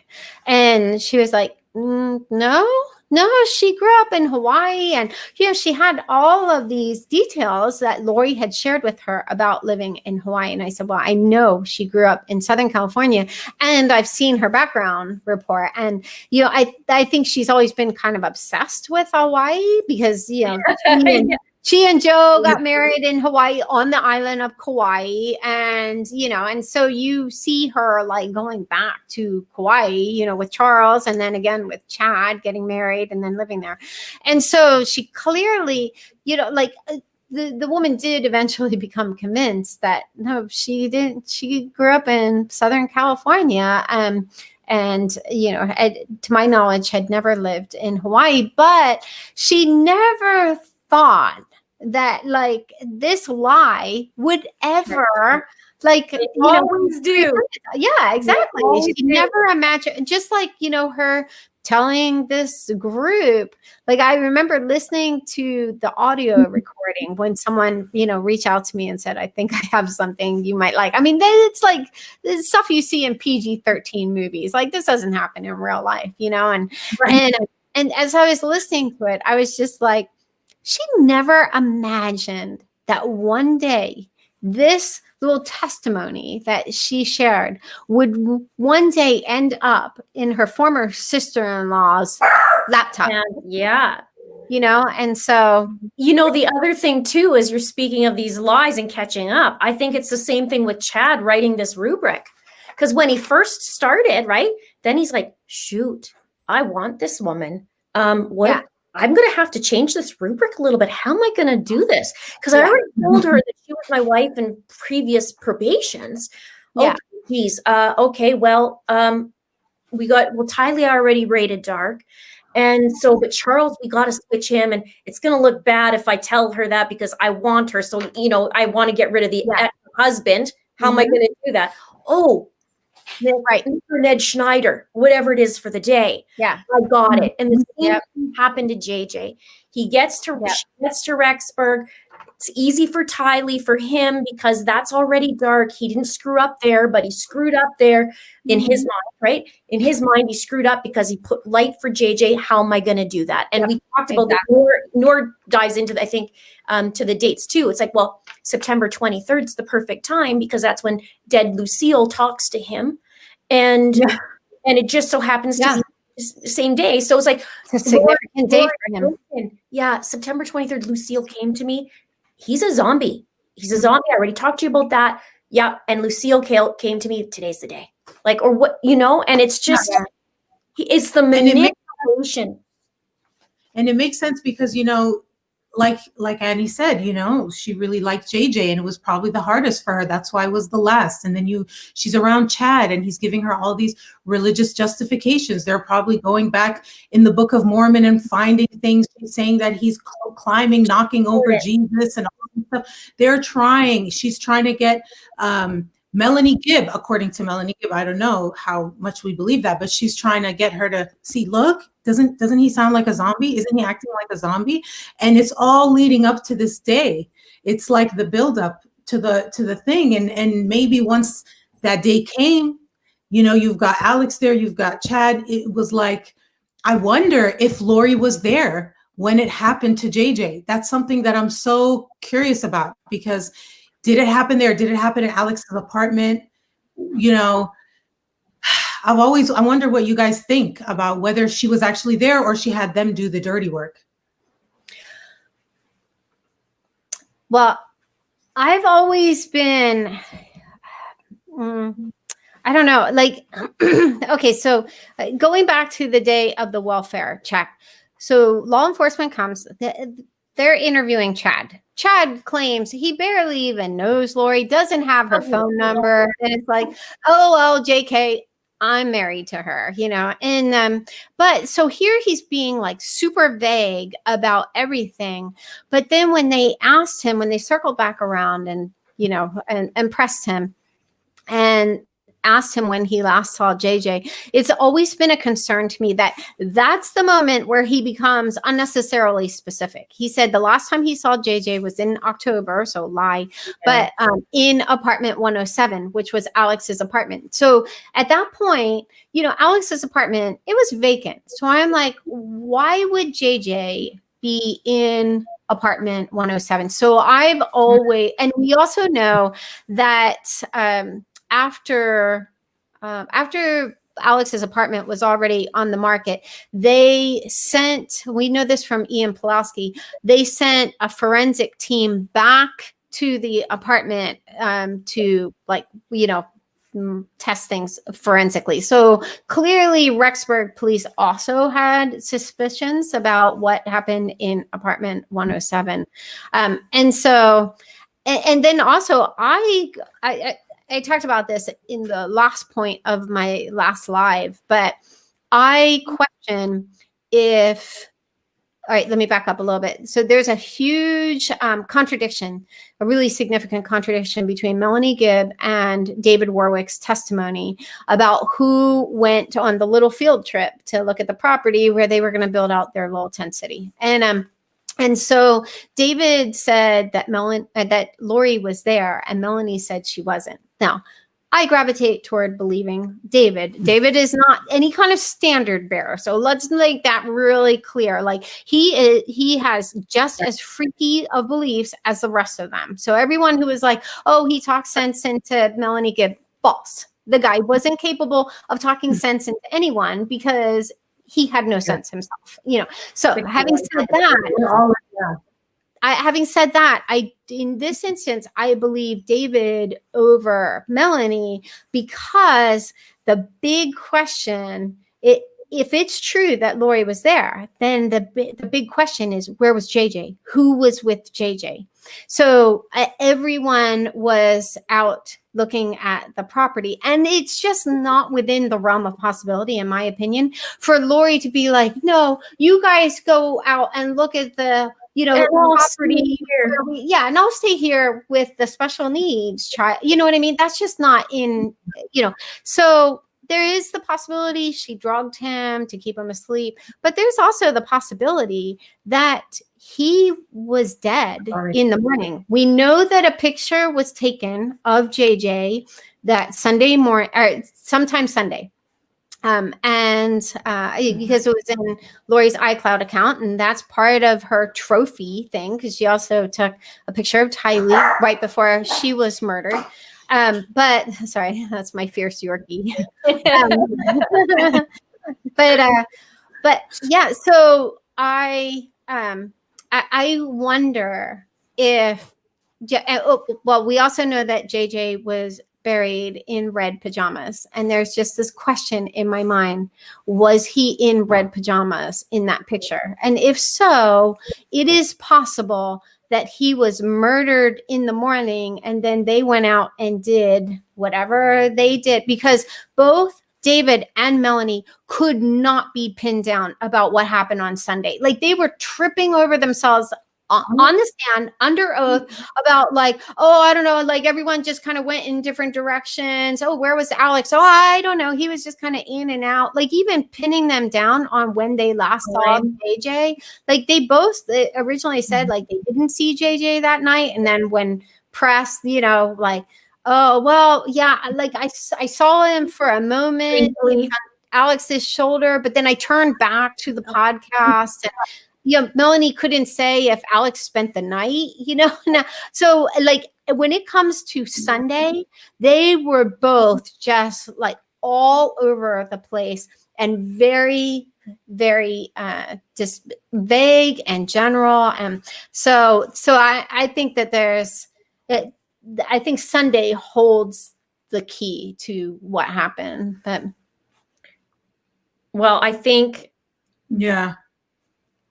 it's going to go along with their beliefs in the middle of the night somehow, if they could even prove it. I don't know if they could even prove, if they can even prove it, but I believe it's going along with their Book of Mormon, along with the secret society and the secret combinations. And I think there's going to be something about the middle of the night.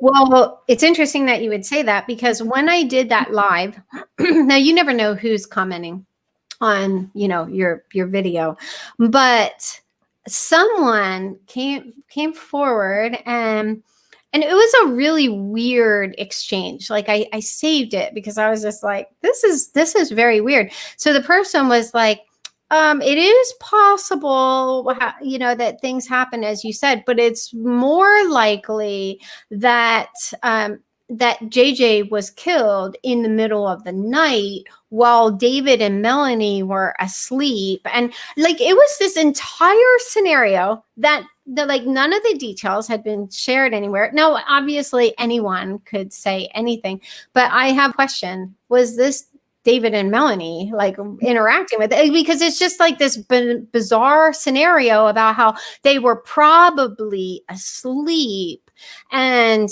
you know, and they and it was something about, I forget, I wish I would have looked it up before we met, but it was very weird because it just presented all this new information. Like usually when someone pushes back on something, they take information that's already out there. Right. The person was like, it probably went down like this. And let me just describe this. And first of all, I was just like, why would some rando have this like super long comment on my video defending Melanie Gibb, for one, because she doesn't have a whole lot of defenders left. And then, you know, it was, I just replied like, whatever, you know, like it was just kind of weird. And then the person replied again. And that time I was just like, something's off there. This is weird. So but I just thought of that when you said in the middle, that they would probably say it was the middle of the night, because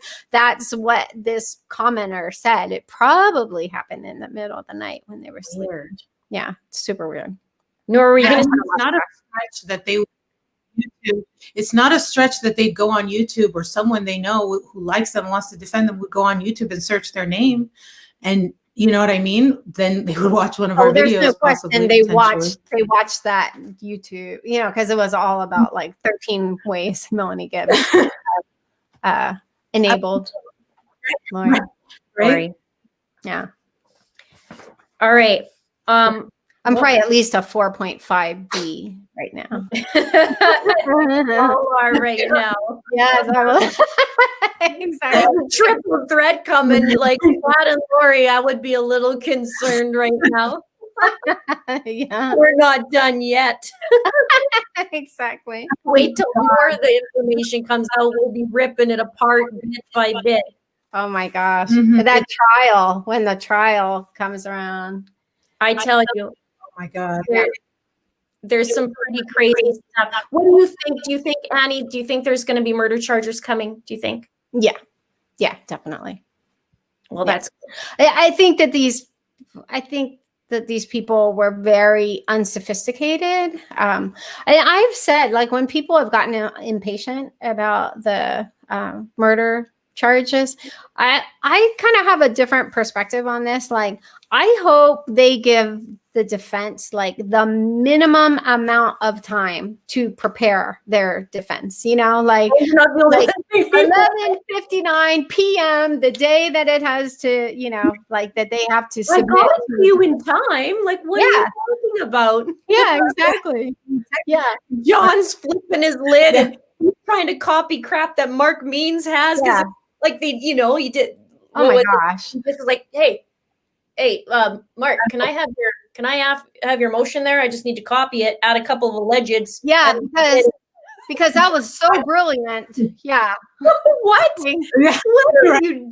He's like, well, I want to save money for my help here, you know, for my legal aid. So I just need to copy a couple things and make sure I put a couple things in there. I couldn't believe it. I was shocked at that.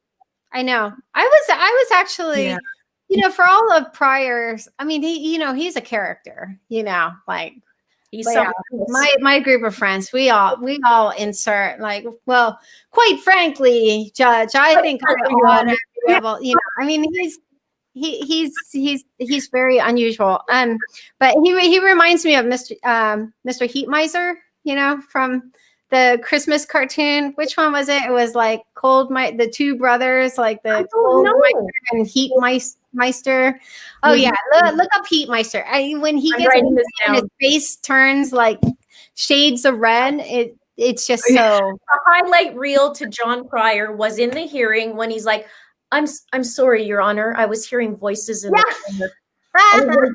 My favorite line out of all of it is like, no, you didn't just say that. Right? I know. Yeah, he's so weird, because then he's just like, kind of a sycophant with the judge, but then, he really just kind of like sometimes he gets where he gets just because he expresses so much outrage, so. I was just reading that Chad sold his house to John. Yeah. To pay for his legal counsel. Oh, by the way, the Mr. Heat Meiser, that was from The Year Without a Santa Claus. I don't know that. Yeah. Okay, I'm looking it up though. Yeah. When you see it, you'll know. Yeah, look it up on YouTube. You'll be like, oh, okay, yeah, I know what she's gonna laugh. It's a classic. Yeah. One thing, Annie, that I did a video, and you might find this fascinating. I did a video on a woman named Lyda Southard, and she's actually the first female serial killer in Idaho. Oh, I saw this. Someone shared it with me. Yeah. Okay, the similarities is uncanny, even some of the dates. So I thought, was Lori looking this up? Was she starting to, because this is a classic case too, as well, of all these natural causes, and then they go back and go, nope, wasn't natural. Nope, wasn't natural. And funny enough, this woman was tried in Boise, Idaho, which is the same spot as where John Pryor's trying to get Lori and Chad's case. I was like, this is beautiful. Yeah. So, wow. That's unnerving. Yeah. It really is. When I started ripping into it, I was like, wait a minute, October 1st, and all these dates that were coinciding with Lori's and chronological to each husband that was dying in this woman's story. It was really weird.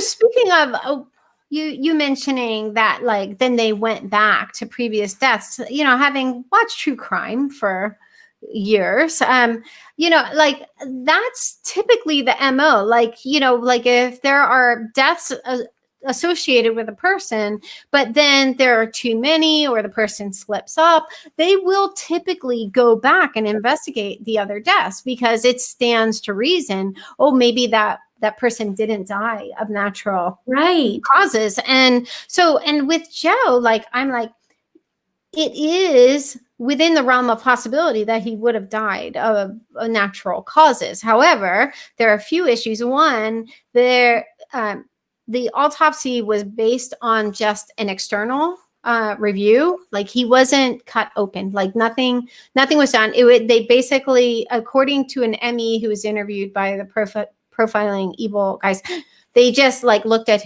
they would have made the determination based on his medical history. And he had a history of lipidemia or something like that. And but then a reporter told me a couple weeks ago, or last week actually, that she had reached out to Phoenix Police Department, and they told her, we did the investigation after the audio file came out, but we still determined it was of natural causes. And I'm like, yeah, flag on the play. There's no way. Because one of the points that I made, like, when I got access to those 121 photos, I mean, they were very thorough, and Joe had very little furniture set up in his apartment. Yes. And so Lori had told me a couple of things. One, she had said that 2 officers let her and Tylee into Joe's apartment to get whatever they wanted. And she said that originally they were only going to let Tylee in because she was next of kin. But then she said, well, no, she's not going in without me. And so they let her in.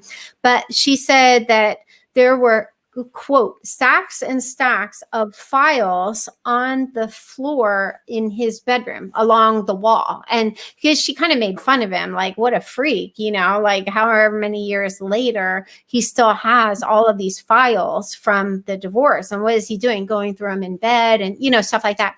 So that was one of the things that I wanted to look for. And then the other thing was when I was there in 2018, she had all of our family photo albums. And there weren't very many of them, you know, because we only were together once a year.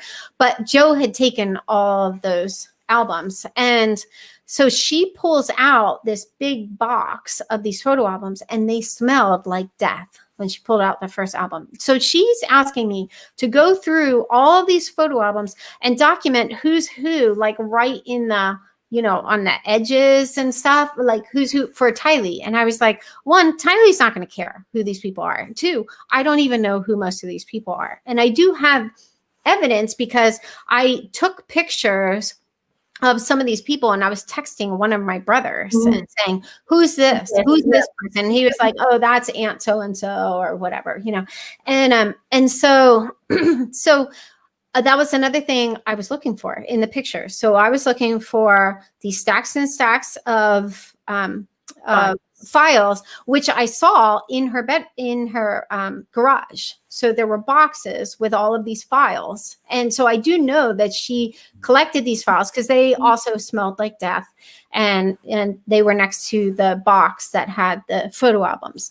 And so that whole part, like if you got close to that part of the garage, it smelled gross, you know? And so, so I was also looking for the photo albums, either, you know, out on somewhere or like in a box. And I didn't see either of those items. And there was also a pair of women's sunglasses in Joe's master bath. And so could be something that they just happen to be like the same shape that Lori wears, like they were round and brown. Those were actually, that picture was actually released publicly. I zoomed in on it and put it out on Twitter. But you saw Joe's sunglasses on the kitchen counter because he always wore like the Ray-Ban, you know, sporty sunglasses, and these were brown and round.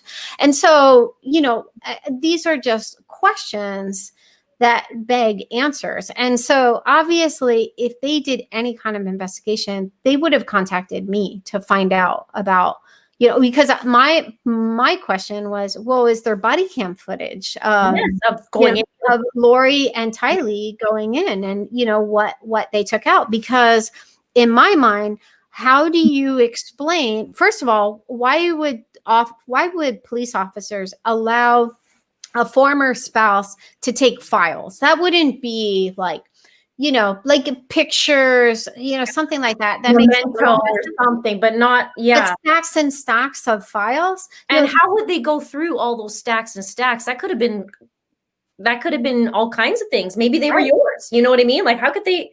Yeah. So, so that's a big question for me, because I know that they were definitely in the apartment where there was a decomposing body because they smelled like it. But if they're not in any of these pictures and they like open up the closet doors and stuff, then that, you know, like when did she get this stuff? And then also the last weird detail was she told me that a police officer told her about like and I won't go into the details that she did, but like the state of decomposition Joe's body was in and the impact that had on the mattress. And so I'm just kind of like, well, Tylee would have been with her. And so why would a police officer tell her about, you know, like, because his body was pretty significantly decomposed. And I saw that in the pictures. But, you know, I wanted to see the mattress to see if it was as she described, and it was.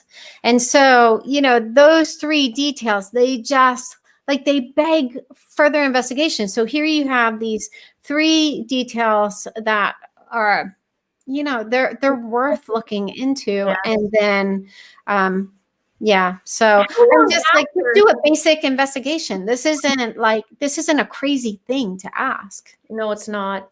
And how long, do But you are know they- how long after? What, Nor? Sorry. No, go ahead, go. No, go I ahead. was just gonna say, how bad he was decomposed, the body and everything like that. Do you think it's even possible for them to get new information after all this time has passed? If they were trying to get something from his body to see, or would it have to be from other things other than his actual body or an autopsy? Yeah, I think a lot of this would probably rely on circumstantial, at this point. And part of the impetus for me is, different, like I would want to know the cell phone records. Like, Yes. did Lori or Alex's phone ever ping near Joe's apartment, and especially around the time of his death, because I asked Tylee when I was there. Now, I was really careful not to talk about her dad too much. I didn't know, like what their relationship was. I didn't even know if some of the allegations about him were true. I didn't know anything. All I knew is I didn't want to make her feel like I wasn't safe, especially since I hadn't had a lot of contact with her. But the one question I asked her after, we had kind of gotten more comfortable with each other, was I asked her when she had last seen her dad. And she said it had been a little over a year. But then we saw from the incident report, that Lori had told the police officer that it had been 2 years. So now we have a contradiction between what Tylee told me and what Lori told this police officer. And then another weird thing, I in going through the pictures on my phone, I was looking for something, and I came across a picture I had taken of the notes Lori took from when she said the police officer called, and to let her know that Joe had passed. And the date on it, and I didn't pick up on this. Someone in this Facebook group I used to be a part of caught it. The date on the note said 4/18, but this person pointed out it looked like it had originally been a 3 and was turned into an 8. And then when I looked at it more closely, I was like, yeah, that's true. Like it did. It looked like it had been turned into an 8. So then I went back to the incident report, and it was documented that Lori was called, and they actually documented their conversation with her. So we know that contact was made on April 13th. So it's just kind of like, well, what's 5 days? Why lie about, 5 days? So it just seems like, it's like, I can understand if you have a lot of animosity towards someone, but to not give family a chance to bury him, to not publish an obituary, to lie to me about, the date, to change the date, and then to even like go to the lengths she did, like talking about, the state of decomposition and the mattress being full of blood, and, all of these different things. It's just like, those just aren't in keeping with someone who had nothing to do with a man's death, and then we have the audio recording of her saying, and to me, that was 6 months later. I just questioned, was she just confident at that point that if she did do something to cause Joe's death, that she had clearly gotten away with it? I would like to see that body cam if there was one when she was there. And I'd like to see the smirk on her face because we saw it. She thought she had $1 million picture with Charles Vallow that day, and she had a smile. Hair. Yeah. Even on that, when she was in the court, it looked like she was on sunshine, and her chin was up. There's so many pictures where Chad looks like distraught and uncomfortable, and she has this defiance, this like, you'll never catch me, smarter than you. And so it's almost, it's weird. How long how long after, I'm not sure if you said this or not, was she allowed to go into Joe's apartment, her and Tylee?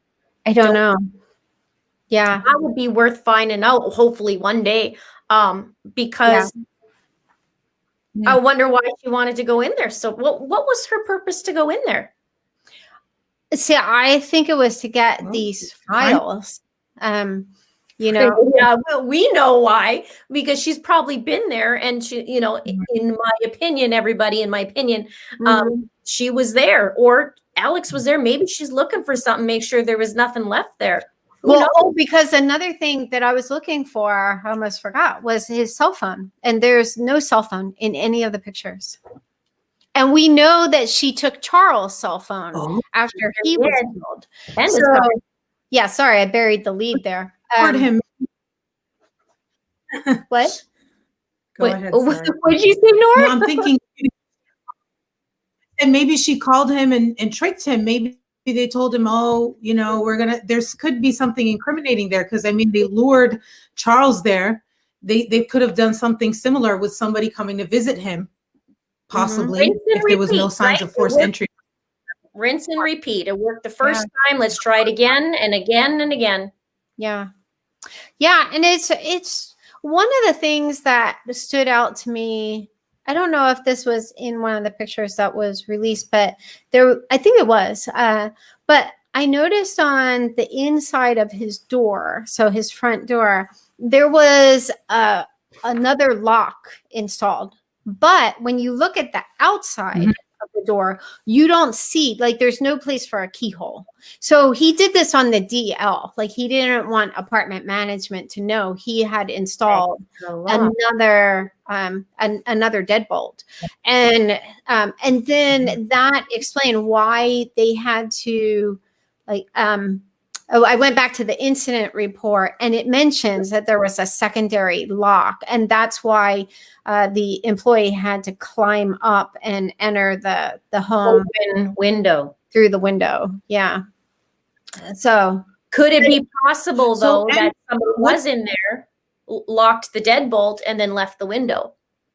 Yeah, see, that's exactly what I question, because it wouldn't make sense. Why would someone who's so afraid and so paranoid and clearly cash-strapped, because there was a letter from a collection agency on the kitchen counter. Now, Joe was always very affluent.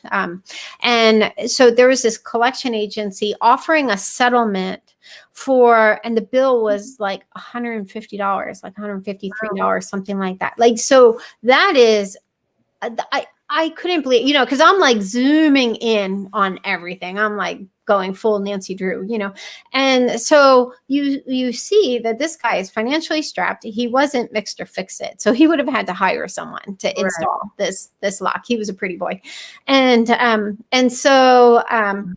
so here you have a man who was so scared that he installed a secondary lock. He was financially strapped. He had no furniture in very little furniture in the apartment.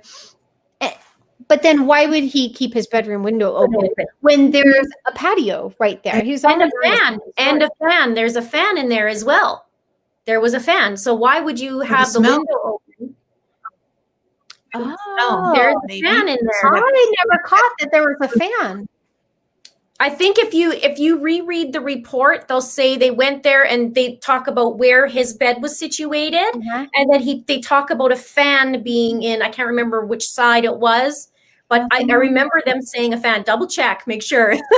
Yeah, I will. Because they moved things around in his bedroom, like during the welfare check, because trying to remove the body from the bed. But I also wasn't looking for a fan. I didn't catch that. So I'm going to look through the pictures. About, a fan. Yeah. So if you're in Arizona, right? And it's April, so it's probably quite warm. It's hot. Yeah. In Canada. So anything's hot down there in April. And then you have a window open. Well, why would you have the window open? Well, unless it's just unlocked, because it wasn't, but the screen was taken off. So that's where I questioned, because they said that the screen was intact. Yeah. But they didn't say who took the screen off. They just said it was off. So that's what makes me question somebody in the front do the double deadlocks, right? And then flip out. Nobody would know the wiser, and it's open, and the screen's on. Why would Joe? I mean, if it's just for a case of opening to get some fresh air, or you just have the fan, right? Right. I mean, these are things I questioned that I was like, I want to know now. Was Alex near there? Was Lori, and was Chad? Yeah. And they took a picture of the thermostat, and the thermostat was set to, I think my friend Janice would probably remember, but it was mid 70s. And so that would be that. So that would indicate to me that he had the air conditioning on, because otherwise it would be the other thing, like, 80s or something. So that's another question. Like, it wouldn't make sense that he would have the fan on with air conditioning on. So and the window, So Annie, why do you think, I mean, I'm sorry, the window Lori open. wanted Like, the if this was a fan in a window, thank you. I was distracted because I was trying to text Janice on the DL. But sorry. But so there are a lot of unanswered questions. But it just seems to me like Phoenix doesn't want to investigate it. So. But that's where I feel like I need to make a stink about it. Because, like, it's the only thing that's going to work. I think if we just keep putting out what we put out with the information that we put out, it's already certain things are starting to be looked at. Charles Vallows was, after how many of us are starting to say, statements don't make sense. This doesn't make sense. Now we have the body cam. This doesn't make sense. And but they issued that statement like right after the kids' bodies were found. So I think that was a preemptive strike. Like, oh, they're going to be coming for us. We already have, the aunt playing Nancy Drew and complaining about us, and all these other YouTubers, and and they're going to be coming out. And so they issued this statement, which was kind of weird. Like I thought it was off-putting. Just like, okay, the kids' bodies were found, and they issue a statement like, oh, we're looking into we're taking a second look at Charles' death. I'm just like, you know what? You should have done that a long time ago. I'm really happy if you do that, like, do your job. Like, that's your job. That's a bare minimum. So you don't get like golf claps, but it takes so little to make people happy. Like, yay, they're investigating, Charles' death. And for me, I will believe it when I see it. And so I think with Phoenix, I think the whole thing, like them kind of playing over words of like after the audio recording came out, like they didn't say they were opening an investigation. They said that, I don't know, something like they're taking a look or something. So I was just like, that's a PR play. And then the clincher for me was when the reporter told me that they said, oh yeah, no, we investigated it. And no, it was definitely natural causes. That is so frustrating. Yeah, it is so incredibly frustrating. Because you have now 3 different law enforcement agencies in the Phoenix area, like dropping the ball in really like egregious ways. You have, Lori and Melanie in Gilbert Police Department, and that older officer circled back 9 different times, giving her tips on how to evade the psych eval. And then there never was a psych eval. I believe that Melanie Gibb was totally lying about the whole thing of dropping Lori off, because in the divorce records, Charles said that Lori was a no-show and that he feared that the pickup order had since expired. So, and then none of that made sense. Like, they wouldn't be waiting she wouldn't be waiting for Lori in the parking lot while Tylee drives off. You know what I mean? Like, nothing about that made sense. And we know that when they speak, there's not a whole lot of truth that comes out. Yeah. It's either, skirted, or it's made a little, lessened. Well, no, this might not have been, this is, it's just everything's lessened, or I can't remember. It could be this, it could be that. Oh, absolutely. Or it could be just like, yeah, I totally did it and I totally passed. Like, it could have been that too, right? Yeah. And she's saying it's all, She it's could all have lied good. about it. Yeah. Yeah. Oh, they all like Melanie and Melanie, thing one, thing two, they both are very untethered from the truth. Like, they say whatever they need to in the moment. And in fact, I brought this up in my last live, but one thing I was curious about was I wanted to see if Melanie Pulowski ever made reference to Tylee being at BYU, because I was like, that that seems like that should have stood out to me. She didn't. The only time because I searched for Melanie Pulowski references to BYU, and the only time she ever mentioned BYU was talking about like getting a tour of BYU. Right. So, and Melanie Pulowski, who will lie about anything without hesitation,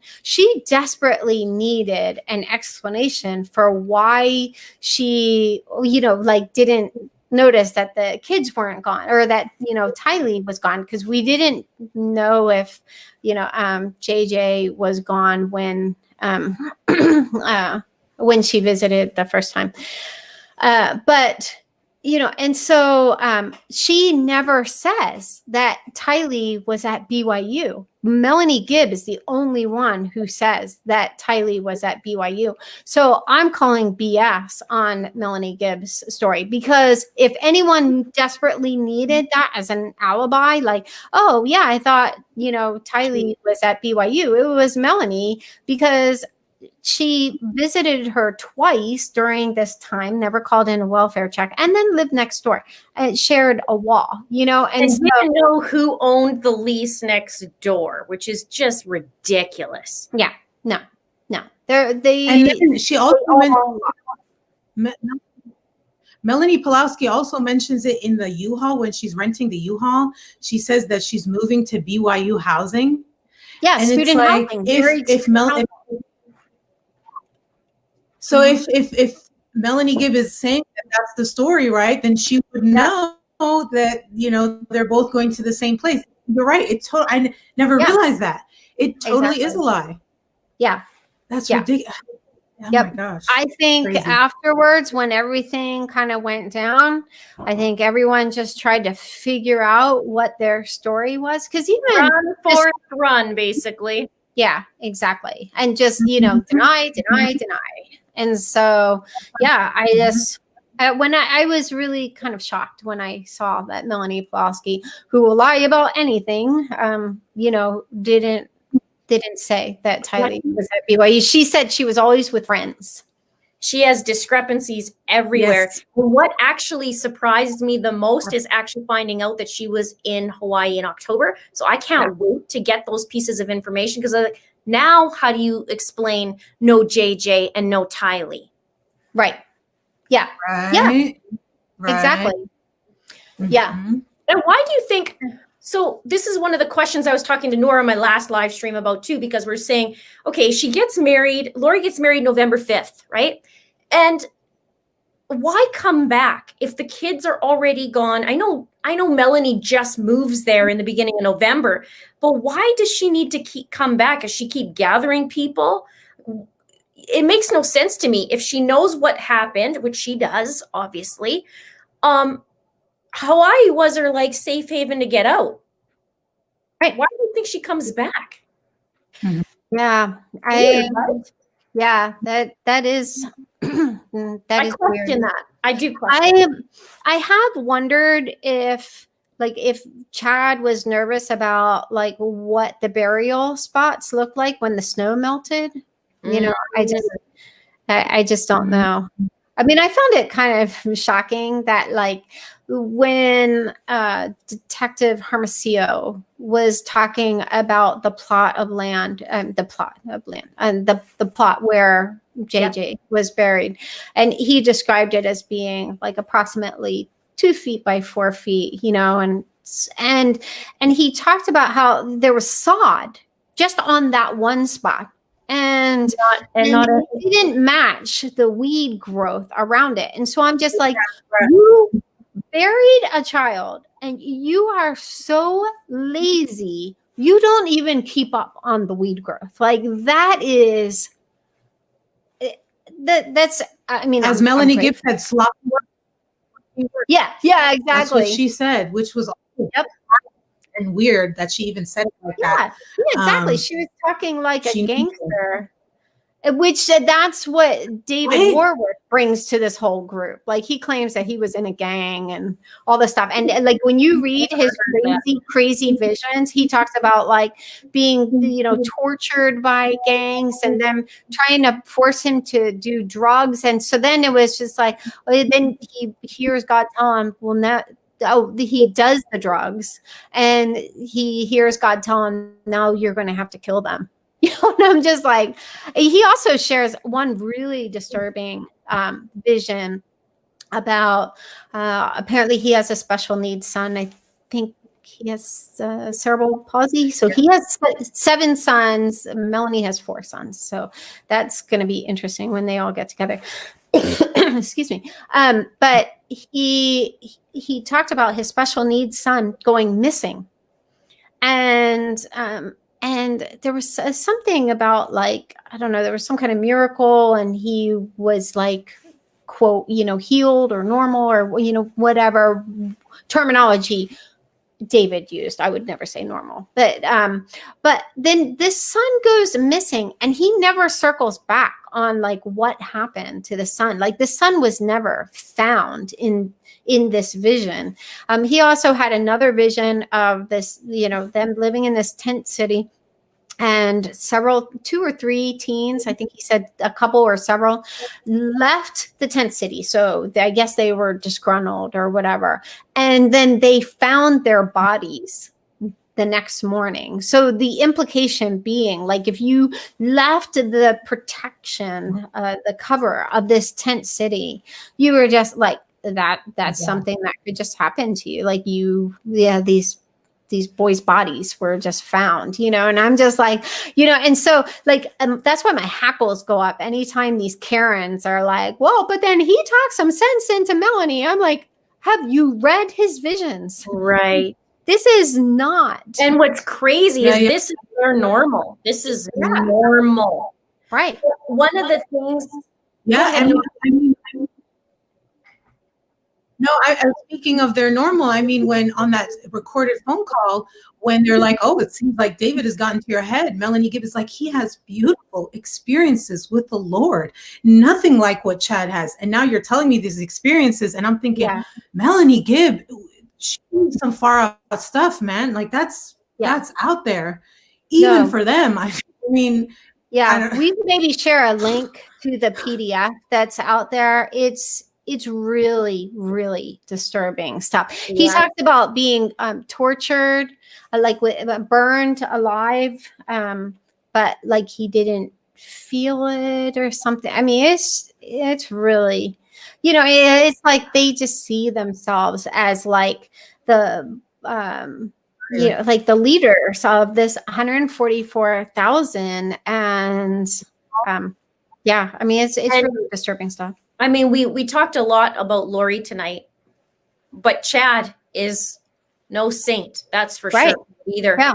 And I'm at the point where we start digging into him and we start finding out these things. And the fact that the children were on his property and he woke up every morning looking out that window.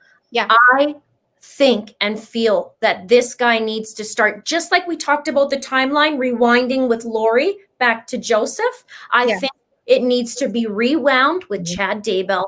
I think the same thing. Start rewinding in his life and start seeing the people that are going missing and or killed. Well, yeah, because like there was a neighbor who had walked the fence line or something. Yeah, there was a neighbor who was said to have walked along the ditch every morning, Eldon Clausen, and he died of an embolism, I think 5 days after JJ was buried. And so, I just question with that, like, well, did he come out? Did he walk along the ditch when Chad was out there either digging his grave or burying his body? And did like Chad get together with him, And so, so there, and that's not a reach. You're talking within less than a week after JJ was buried, and we know this story about him, if it's true, that he walked along the ditch because he was a farmer, and I guess things would block that, like, would cause stoppage in the ditch. And I grew up on a farm, and we had a ditch that ran along the property, and so that stands to reason. It's not outside the realm of possibility. Nothing is outside the realm of possibility when it comes to these guys in this circle. So what could be the mysterious thing that's causing all these embolisms and heart attacks? I mean, what are they using? What are they doing? I'm going to just give you a little reprieve fun story. At Christmas time, I bought my husband like a really cool bracelet that was just wood and silver. Like, it was really cool, but you get, like the free gift with purchase. So I get it. I actually took a picture of it because I started to laugh, because I was like, what is this, a joke? I got a free necklace free bracelet with it. And it was like one of those like corded things, but in the middle was a malachite stone. I legit looked at this, was like, somebody playing a prank on me. Yeah. Of all the things you get. Oh my God. About this malachite stone. And I just was like, you are kidding. I know I know that that's such a reach. That's why I wear the tinfoil hat, because it sounds insane. But I get a lot of people in my comments that tell me other things that also make sense. I mean, there are a lot of things that people don't test for in autopsies that could be used. Right. It's a lot of things. Well, they have to know what they're testing for. That's the issue. Yeah. So my money would be on malachite for this reason.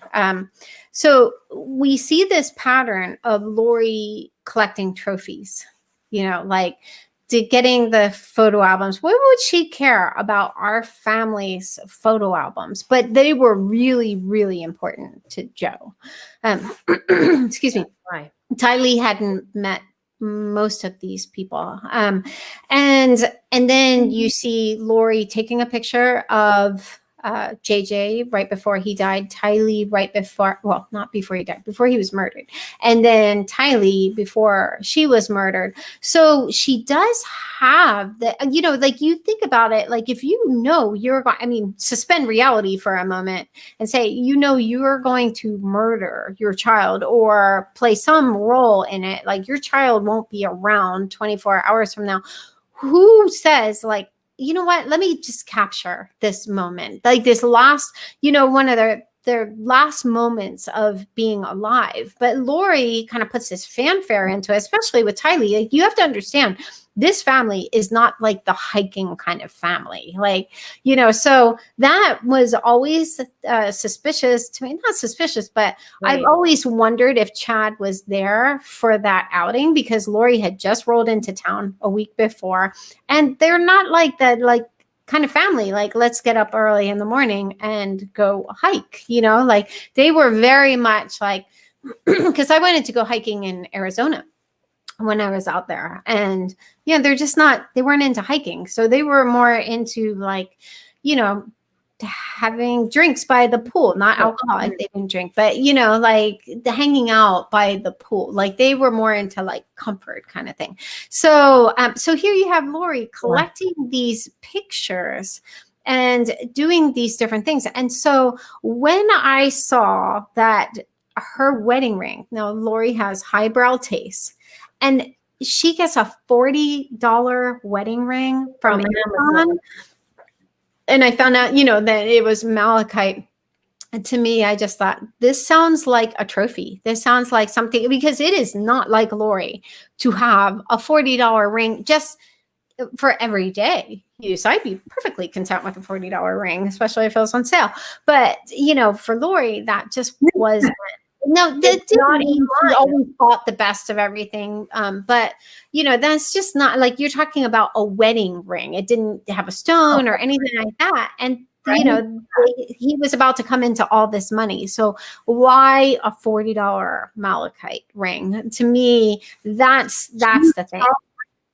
Like the apartment, same thing. Why are you choosing this like lesser apartment? Same with the ring. Super weird, out of character. Something's going on. Yeah. Yeah. So, I mean, I know the Profiling Evil guys had the Emmy on, and she talked about a number of different things. She did talk about malachite.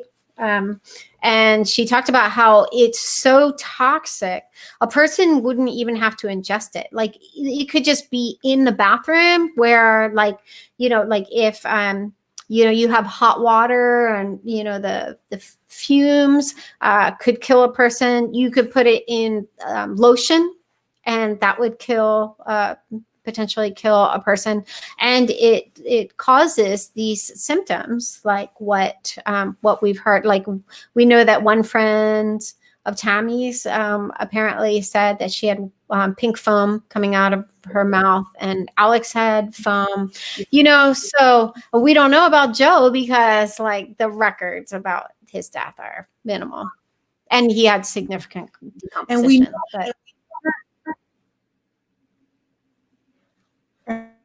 And we know for sure that they have a healing malachite solutions class bomb, according to Ian Pawlowski's statement. So, I mean, I don't know how credible you think Ian Pawlowski's statement is, but it seems like a lot of the things he said turned out to be true. So why would you have something in a solution that is toxic? It shouldn't be in that solution. If it's in a ring, it needs to be, what's the word?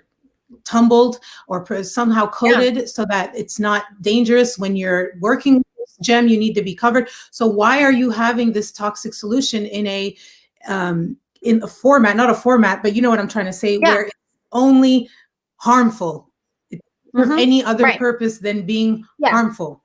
Yeah, there's no good reason to have malachite. And I mean, right. Yeah. And then, I mean, I don't know, but I didn't know it was so potent that even in the room, because I had somebody in my comments tell me you would have to ingest a lot of it. And even so, if you did, you would turn completely like blue, almost turquoise. But I'm not sure if that's the case. I don't know not how they look. They would have to look like that. Yeah. Not according to this Emmy. It actually, she said it took very little. I hope that Tammy's result comes back with something. Yeah. I really, really, I know. Me too. A lot rides on that autopsy. Yeah, because from there they can do, they can go to Alex, and then they can figure out and hope to God that somehow they figure out Joe's, even though they can't do it that way. But perhaps they could find from phone records and data and that kind of thing. So, yeah. Yeah, I think Phoenix is just kind of resting on his haunches, like, oh, they're going to go to prison, we don't need to work up a sweat. See, and I just, like, when I hear that, something in me is like, oh, that just wants me to put out more videos until, exactly. I'm gonna, as always. Exactly. I mean, I will be the thorn in their side. I will look for every opportunity. I'm with you, Annie. I can, ad infinitum, He'll be anything I can do to help you, honestly, anything. You just send me a message or whatever. We'll have a little chit chat. I'll dig in, whatever you need, and I'll expose the crap out of it. So however you need, awesome. I'm there. So thank you. No worries on that. I appreciate that. Just ask. Thank you. No, I will. I will take you up on it. Yeah, I'd be happy to help. So we're going to wrap up pretty quick here. I think it's getting late for Annie in New York. And what are you at? 10 o'clock? You're at 10 right now? Oh, yeah. That'd almost be my bedtime. Everybody thank you so much for hanging out with us, you guys. There's 2,600 people hanging out with us tonight. What? The right We just planned this yesterday. That's Yeah, I know. It's crazy, right? Wow. The right one says, I sell crystals for a living, and malachite is so toxic, just touching it stings your fingers due to the copper content. If you have questions, please ask. Awesome. That would Wow. be great. Yeah. Actually, email me, and then I can forward it to the ladies, or they can give their emails too. Mine is itsacrimeandashame@gmail.com. And then if you guys want to mine's Annie at analytics.com. Mine is noorjasmine7@gmail.com. There we go. So hopefully you guys got that. And do you guys have any other questions before we go? I'm going to keep it. I mean, we've been going for 2 hours and 43 minutes. I'm sure we could probably talk all night. You know, all of us have so much that we've been digging into, and this was fun. Like, oh yeah, you come back on anytime. Like I said, we'll work together and we'll rip a strip into this until somebody listens. Right. That's basically what I go, Noor. Yeah, I'm sorry. A lot of people are saying my internet is bad and I'm blurry, and I'm really sorry. I live in like a rural area. I have really bad internet. It's No worries. like I can't even stream without 3G. So I'm just sorry. I'm just looking at comments and people are like, fix your bandwidth. You're blurry. We can't hear you. So I'm sorry if this was annoying. You've done well tonight. Yeah, you did great. That happened to me with another live. And like in New York City, you never know what the internet is going to be like, you know. So one time it could be really good, like tonight. And then, you know, I've had other times where I'm like you are. And so, yeah, but people are going to complain. Yeah.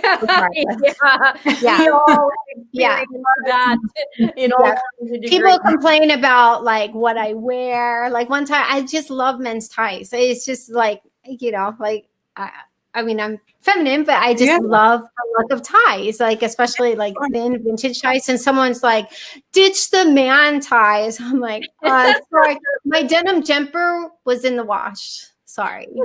Yeah. Or you could just focus on, you know, what I'm talking about. Oh, yeah, we get them all. Like the comments, you know what? I have to say though, my community is just they're really fantastic. There's the odd, you know, there's the odd ones that come in. Yeah, they're the exceptions. Always. And I have to thank the mods tonight because they have been rocking it. I saw a couple comments go in there going, the mods are awesome. They're rocking it.